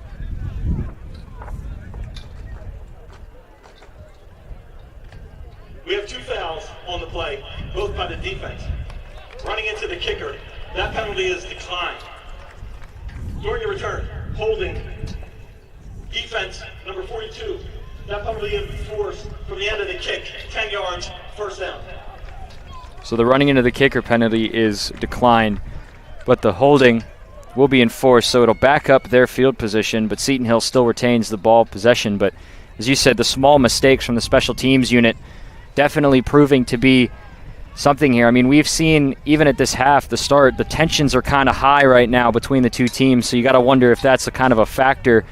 Because, I mean, even in history, these 2 teams haven't been fond of each other, but we got to wonder if tensions flaring are the result of, or are part of the reason for these penalties. Yeah, both teams trying to force the issue, but at the same time not trying to make a mistake, kind of caught in that middle ground. As Seton Hill takes over 1st and 10 from the 30-yard line, 1:11 to play here in the 3rd quarter. Carter the give, this time right side, Cricket, no room. They'll give him a gain of 1 on the play and bring up a 2nd and 9. This interior defensive line has definitely tightened up since last half, where Craigette was easily able to run the ball up the middle for most of his runs. But so far this half, the line has stiffened up, and it's been rough for Craigette trying to run the ball on the inside. And not quite seeing that push from the Seton Hill offensive line that we saw in that first half. As Carter lines up in the gun again, Craigette motions to his right, sends a receiver in motion, drops deep ball right side, and a bit of a miscommunication there is the closest receiver in the area was Clint Washington. You could also argue that Amar Bari was down there too, but kind of just threw it in the middle of them. That's going to bring up a 3rd down and 9. 3rd and 9 comes up here, and California looking to get off the field once again.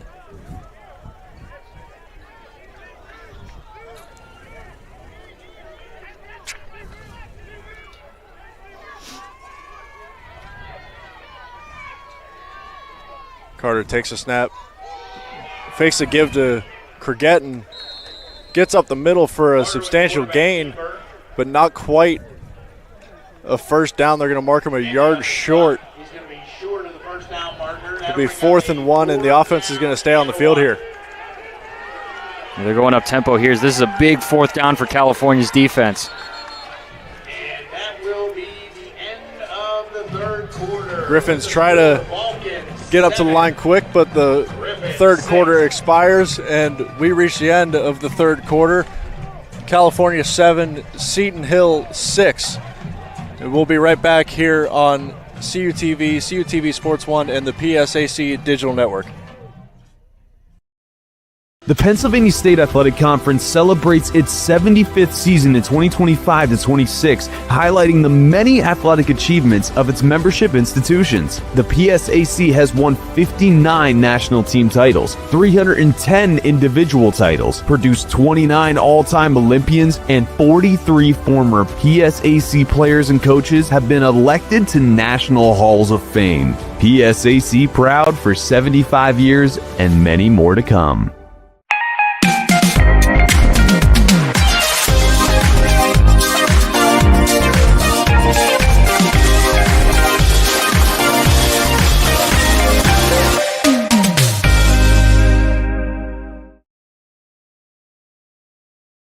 Stadium on the campus of California as we get set to get the 4th quarter underway here as we stare at a 4th and 1 for Seton Hill in a 7-6 ball game favoring California from the Griffins 39. As we said just before the break, this is a big 4th down for California's defense if they could stop them here and get off the field. Carter the give to Craigette, and he will pick up the first down. Good burst there through the left side from Kyron Craigette. Excuse me. It was a good look by California. They were thinking to blow up the play before it even really happens, and it was a great burst through the line, but unfortunately, like half the team went through, and it gave Craigette enough space to wiggle his way up for only a gain of 2, but enough for a first down. A delayed handoff that time allowed for a hole to open up through that left side for Craigette. Carter in the gun, drops back, looks over the middle, right side steps up, and he is pressured and brought down in the backfield for a sack. A couple Vulcans pursuing there, able to get Carter before he can get back to the line of scrimmage, bringing up a 2nd and 11. It's a great job again. Cedric Vessa, we keep saying his name, but he keeps being a star in this Vulcan front, able to burst through his blocker and wrap up Carter for albeit a loss of 1, but still a loss nonetheless. Vessa with 2.5 sacks coming into this one, showing out again today. Carter takes a snap, gives right side to Craigette. Craigette turns it upfield, lowers his shoulder, breaks a tackle, and bursts upfield to about the 42-yard line as a flag is thrown near midfield. Seton Hill's saying it was against California, but as you said, Craigette lowering the boom against Sangster kind of puts him straight into the turf and to turn it upfield, but we'll be awaiting the official call to see if this stands. Holding, number 6 on the offense. 10-yard penalty from the spot of the foul. Second down. They're going to get Clint Washington on the hold, and that's going to back up That's going to bring up a second down and 10. Seton Hill. 41. Yeah, that time Cricket laying out Sangster, the leading tackler and team leader in interceptions for the Vulcans, as Ahmad Ward checks into the game at running back. Haven't seen much of him, only 7 carries so far this season for Seton Hill. Carter lines up with Ward to his right. Sends him in motion. Carter swing pass out to Ward. Ward with a couple blockers, turns it upfield, driving his way as the ball came out late, but they're going to rule his forward progress was stopped.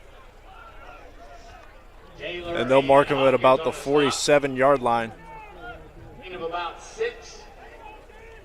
Good pickup there for the Griffins on second down to make it a third and manageable. Bring up a third down and 3.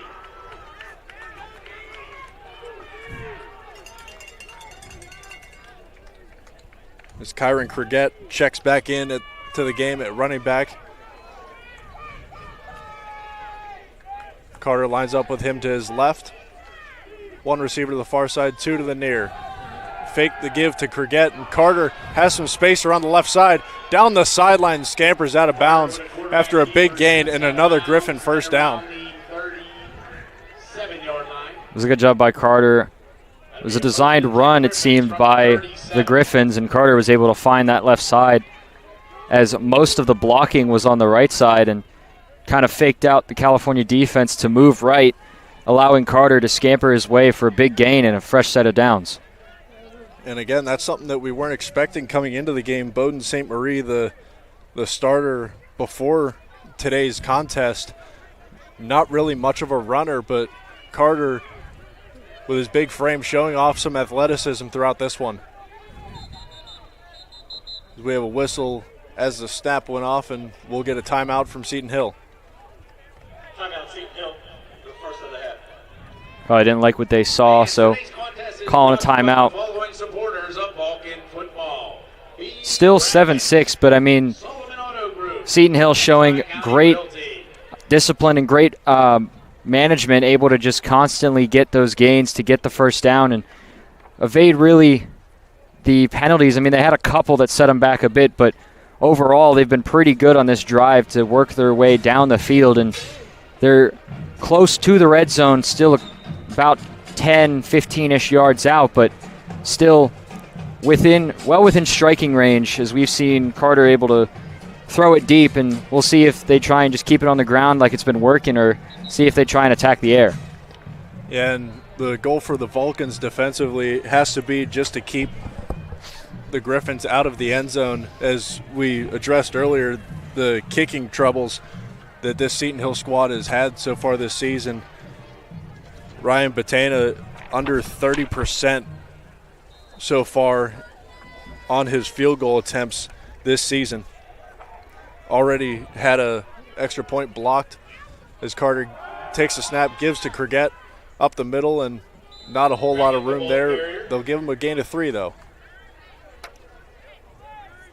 Gain of 3 on the play. And Seton Hill just taking their time, milking the clock for all it's worth. They're only down a couple. Well, they're down 1, but looking to see if they try and score or if they just try and milk this clock for all it's worth and to trust in their kicker to put up a game-winning field goal. But still plenty of time left, over 11 minutes. Carter lines up in the gun. Cricket to his left, 2 receivers to the far side, 1 to the near. Give up the middle again to Cricket. Trying to find a little bit of space, and another short gain on the ground for number 3. Yeah, Trey Green in there for the Vulcans to bring down Cricket. And it's been a great job and almost night and day difference for this Vulcan run defense from first half to second half. Second half, they've been pretty good at stopping the run, albeit a couple of fake outs from the Seton Hill offense. But compared to last half, it was very much so different. 3rd and 5 for Seton Hill. Carter drops back, steps up, able to get away from some pressure and dives forward down at the 15-yard line. And Carter using his legs again to extend the drive, and another Seton Hill first down. Yeah, Carter just using his legs to try and extend the play, and that point able to get enough of a gap from the offensive line to push it up the middle and get well within the red zone, and they're now knocking at the door of a score. And California doing a nice job on the back end, not allowing his first read to be open, but just unable to keep the mobile quarterback for Seton Hill in the pocket. Carter makes sure everybody's set, drops back to throw, fires over the middle, incomplete. Looking for Isaiah Cherry that time. Looked like he had a step on his man, but just unable to connect. It was a good look by Carter. Cherry did have a step on his man, but unfortunately just kind of threw it a little bit too far in front of him and just out of the reach. Cherry unable to haul it in. If he was able to connect, that probably would have been a touchdown. 2nd and 10 from the 15 here, just under 10 minutes to go in this back and forth stalemate. Carter fakes a give this time, looks right. Not much room on the ground that time for the Griffin quarterback. It's a good job there by the Vulcans to recognize the play fake and not be fooled and get to Carter before he could pick up any more. As we said, his legs have been proving vital for this Seton Hill offense to get big chunks of yardage, but that time California not fooled. And down here we've seen their bend not break mentality. We'll have to see if that continues here for the Vulcans. Carter lines up in the gun again. Krugett to his right, 2 receivers to the far side. Carter drops, fires towards the end zone. Incomplete. Looking for Isaac Ashley, his tight end, in the end zone. Ashley reached forward with one hand, unable to pull it in, and a big stop deep in the red zone for California. It was a great look by Carter, able to find his tight end one-on-one and almost a mismatch, but Ashley unable to pull it in.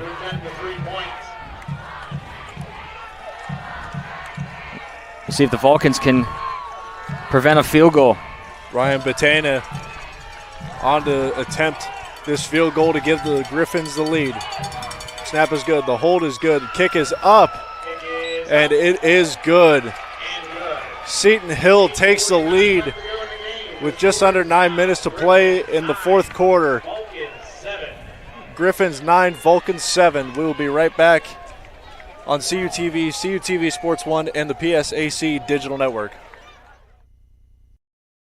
The Pennsylvania State Athletic Conference celebrates its 75th season in 2025-26, highlighting the many athletic achievements of its membership institutions. The PSAC has won 59 national team titles, 310 individual titles, produced 29 all-time Olympians, and 43 former PSAC players and coaches have been elected to National Halls of Fame. PSAC proud for 75 years and many more to come.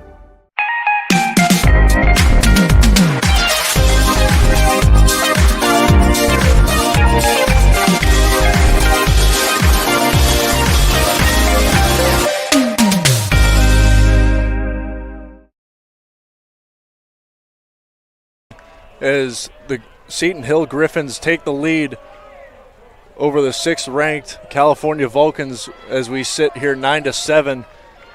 Vulcans getting ready to get the ball back here on offense.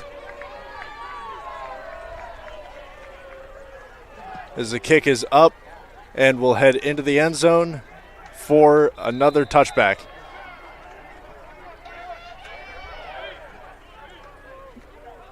So, Hunter, what do you need to see here from California to get the chains moving, try to stay ahead of the sticks here to try to get yourself back in this game. As I put my mic down because I forgot it was up, overall, you just kind of need more consistency. I mean, this team has been off and on in terms of the offense. We've seen some big plays. We've seen some plays go negative, but overall, we just need a lot more consistency. And the Vulcans have been known in the past few games to just kind of milk this clock for all it's worth while driving. We just need one of those. They need one of those, and Harry Radcliffe has been known to kick some somewhat long field goals, and if they can milk this clock for everything it's worth, even with 3 timeouts, with Seton Hill has 2, they have a chance. They're only down 2. Seton Hill in a quarterback now rolls left, fires over the head of Amir Spencer, and that's pretty noteworthy. Roman Purcell not on the field. The backup Seton Hill in at this juncture of the game. Obviously, Coach Dunn not liking what he's seen from his first-year starter. And Seton Hill, the quarterback who everyone at first thought last season was going to get the reins for this season, but transfer from Indiana, Roman Purcell came in and took over that starting job, and now he's getting some reps, down 2 with 8 minutes, a little bit more than 8 minutes counting, and we'll see how this plays out for California. Hill sends Spencer in motion, gives up the gut to Agenor, and Agenor picks up a couple. Will bring up a third and, again, partner, third and long. Vulcans just have not done themselves any favor here over on the day on third downs. Yeah, they have not converted on third down yet in this game, and if any time is now to convert on third down, it's here, down 2 and 8 minutes and change and counting. California needs to put a drive together in order to stay in it. The last thing they want to do is give the ball back to Seton Hill with this much time. Hill lines up in the gun, 4 receiver set. Hill, quick drop, fires over the middle, caught! What a catch that time, climbing the ladder. Lloyd Penn again. Oh my goodness, that looked a little bit like some Randy Moss action, able to go up and over his defender. We saw him kind of just pluck that ball out from behind his defender, and California now finds themselves in a drive, and hopefully they can ride this momentum.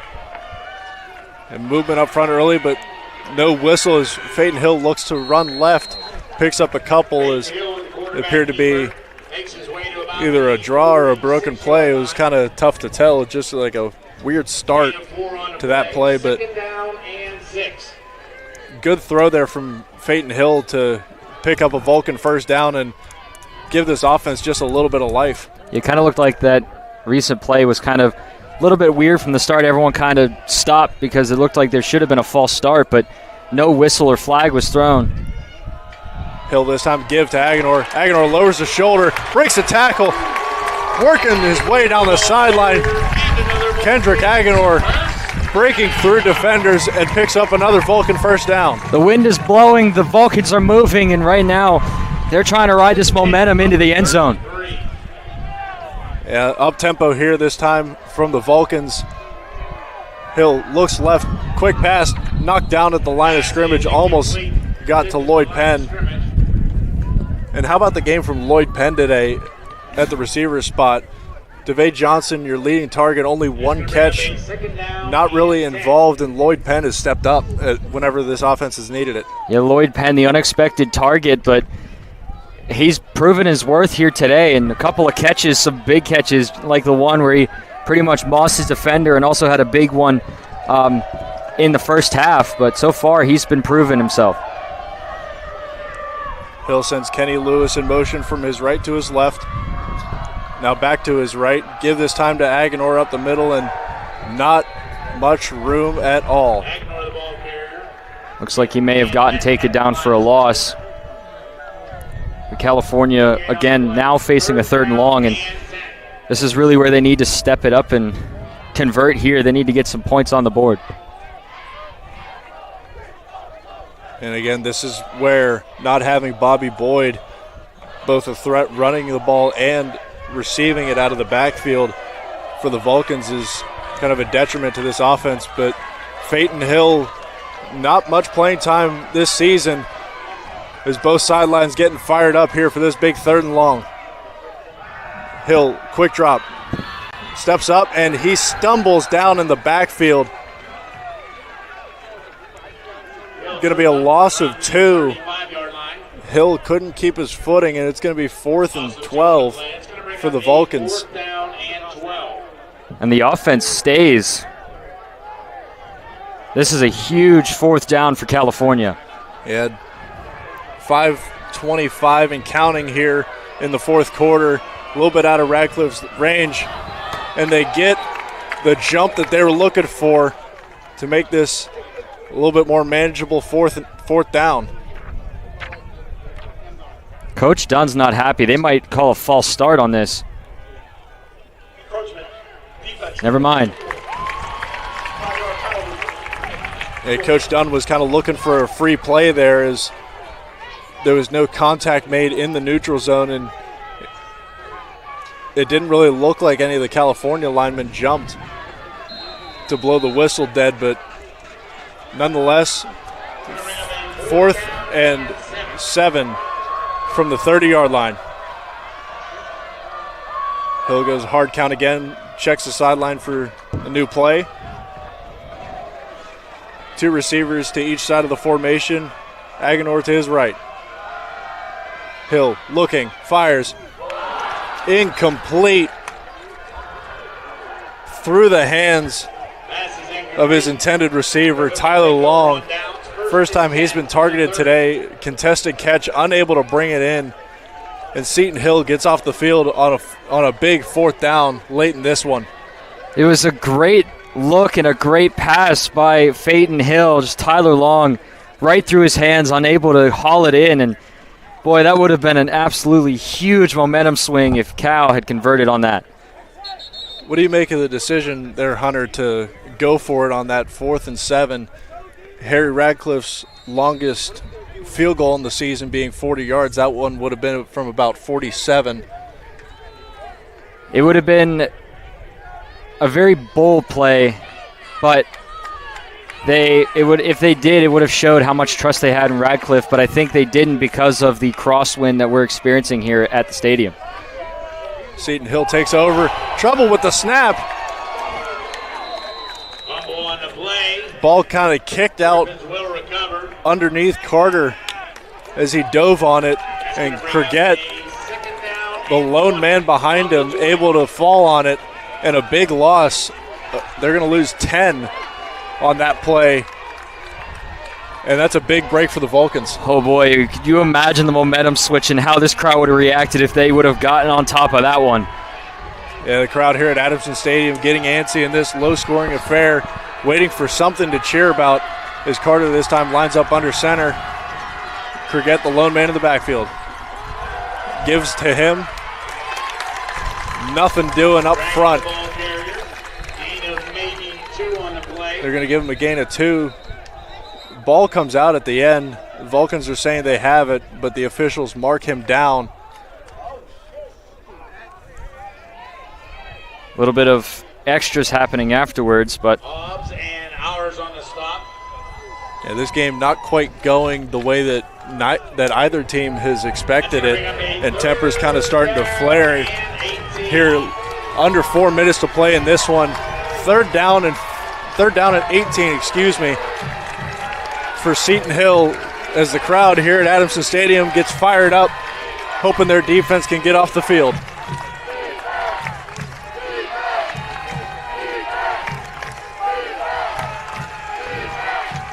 Carter in the gun, Cricket to his left. Keeps it himself. A big hole opens up on the left side, and Carter's got room to roam. Scampers out of bounds down around the California 48-yard line. Huge play from Seton Hill. again, that fake to the right side and the roll to the left is what is proving for Seton Hill to be the go-to play here, as Carter scampers for a nice long gain and gets them out of trouble range. But knowing how the Vulcans have been in these tight games here defensively, it's not over until the clock reaches triple zeros. Gain of 28 on that play, and a huge third down conversion for Seton Hill as Carter tried to hurry up and get the snap off as the play clock was winding down, and Seton Hill will take Timeout, Seton Hill. their second timeout with 2 minutes and 30 seconds left to play here in this fourth quarter. And that read option, partner, has been a thorn in the side of this California defense. It's been a thorn in the side of California, and it's been Seton Hill's specialty, and it's something that California really has struggled to adjust to as they've tried to stop the run and stop Carter and keep him in the pocket, but it's been proving to be an absolute Achilles heel as Seton Hill now finds themselves in California territory, in the lead with possession and seemingly all the momentum. Yeah, the Griffins in the driver's seat here late in this one. And this is exactly where they want to be with a first down here, just on the plus side of the 2-minute timeout. California going to need to stop them here on this set of downs, or it's pretty much over. 4 timeouts essentially for the Vulcans.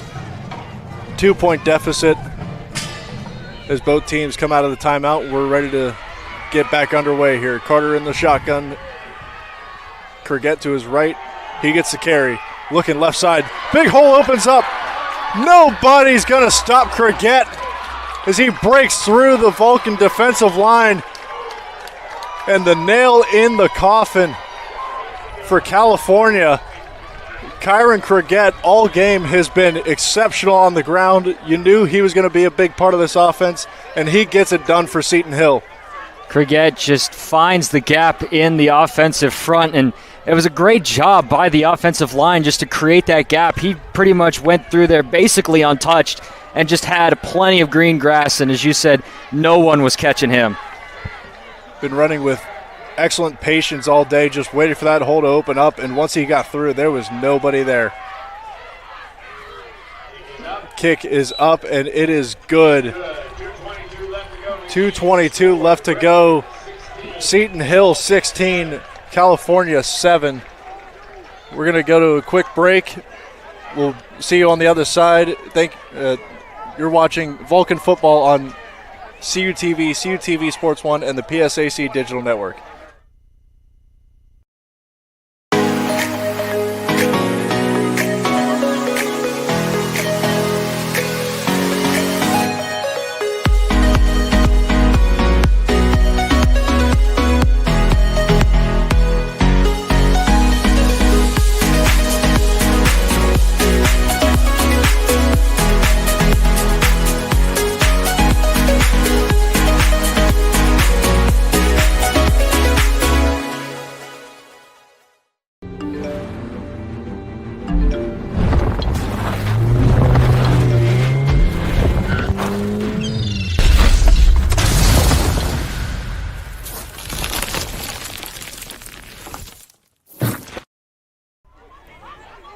Welcome back to Adamson Stadium.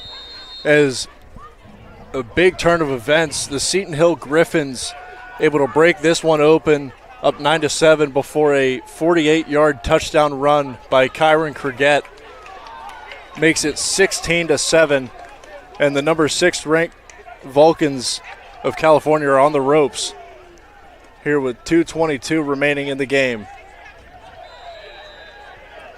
Kick will go out of the end zone for a touchback, and Seton Hill has a steep hill to climb here late in this one, partner.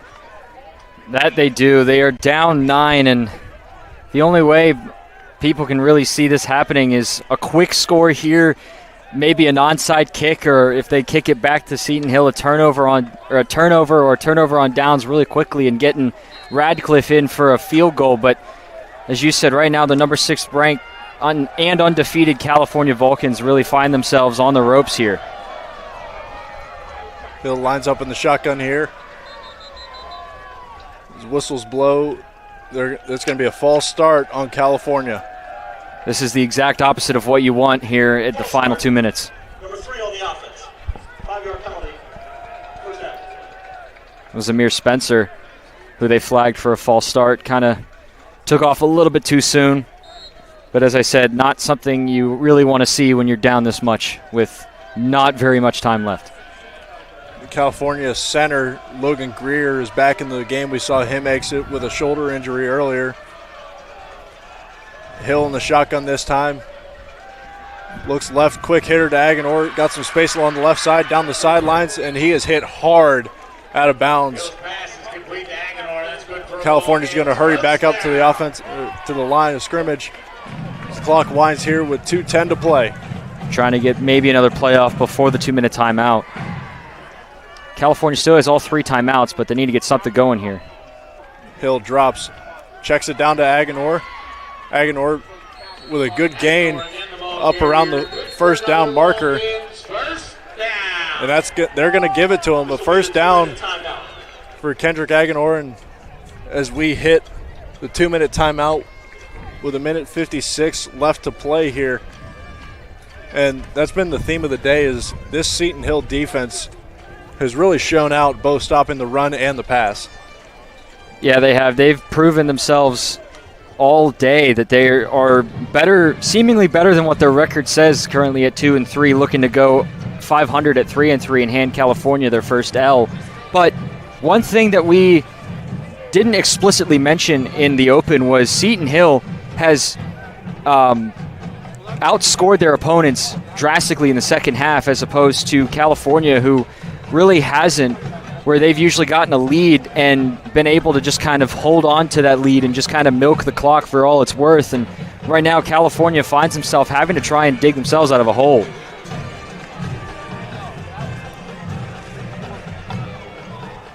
Seton Hill's looking to play some prevent defense. Yeah, Seton Hill allowing less than 150 yards through the air to this one. Hill looking underneath to Agenor again. Agenor trying to get to the sidelines, and he does. Good job breaking a tackle there in open space to stop the clock. Yeah, Agenor recognizing that he just needs to try and get out of bounds, get as much yards as he can while not milking too much clock, and get out of bounds to stop it, to let the Vulcans reset. Yeah, this Seton Hill defense is, we mentioned, giving up 390 yards a game coming into this one. Only giving up about 200 yards to this California offense. Hill, quick drop, rolling to his right, looks back over the middle, caught by DeVay Johnson. And that'll be a first down to stop the clock. There is a flag on the play. As there is a flag down in the offensive backfield. This one looks like it might be coming back.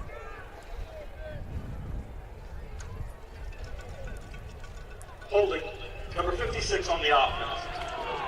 10-yard penalty. They're going to get the center, Logan Greer, on the hold, and that'll back them up, killing the momentum that they were trying to put up. Yeah, that's something that California can't afford here, is those negative plays while also wasting some time off the clock. From the 45.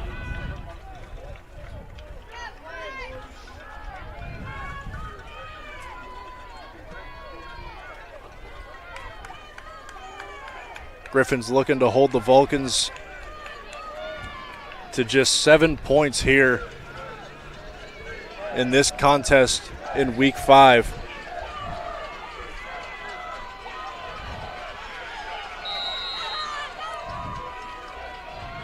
As we said before, not having Grant Hoppel on defense and Bobby Boyd on offense has really been tough for this team. Hill, quick drop, fires left side, caught by DeVay Johnson along the sideline. He gets out of bounds after another Vulcan first down. We'll mark him out at around the 35-yard line.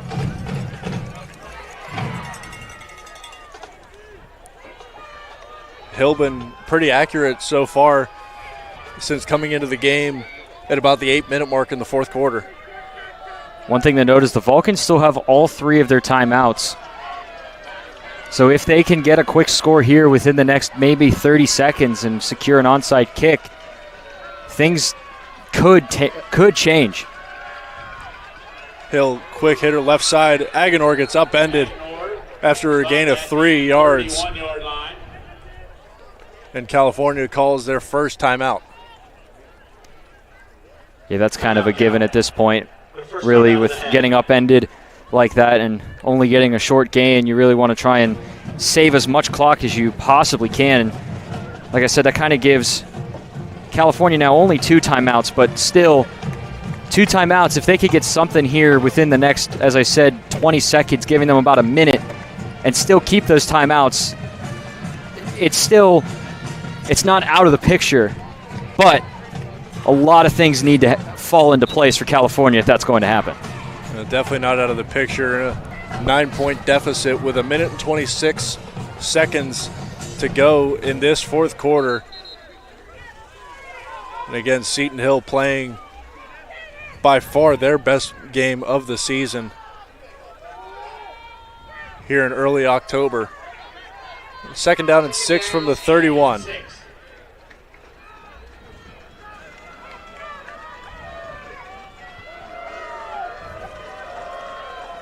Hill in the shotgun. Has Aguilar to his left. 4 receiver set. Hill, 3-step drop, rolls to his left, pressured, firing out of the reach of DeVay Johnson along the near side. 3rd and 6, 1 minute and 21 to go. Hill had to kind of force that pass, was getting under pressure there. I believe that was number 56, Ben Weaver, coming off the edge on the right side, and just needed to kind of get rid of it.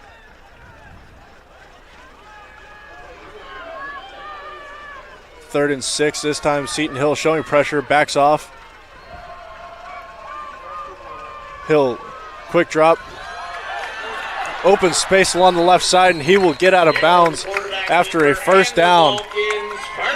Good recognition there from Hill, seeing the 3-man rush and getting out of bounds. Yeah, it was a great job by Hill, able to just recognize that the play was kind of falling apart and notice the gap.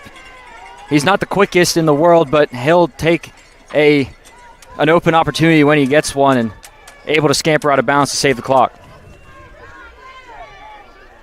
1st and 10 with 1 minute 16 to go from the 22-yard line of Seton Hill.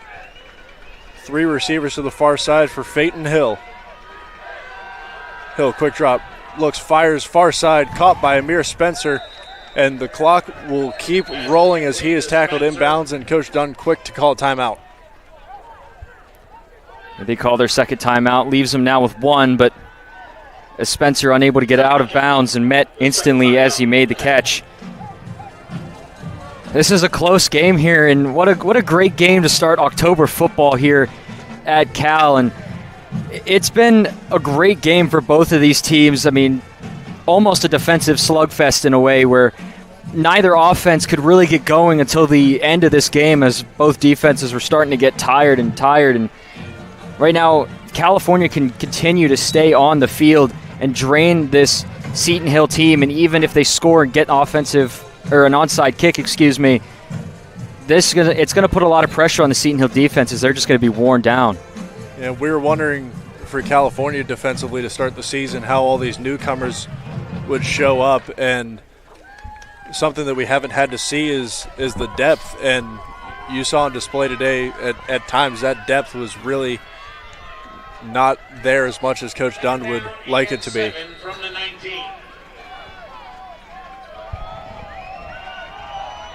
Seton Hill trying to hold California on this 2nd and 7 from the 19-yard line. California looking for a quick score to try to get the ball back in this 2-possession game, down 9 points. Hill drops, looking left, steps up. He is sacked. Ball is out, and Seton Hill recovers.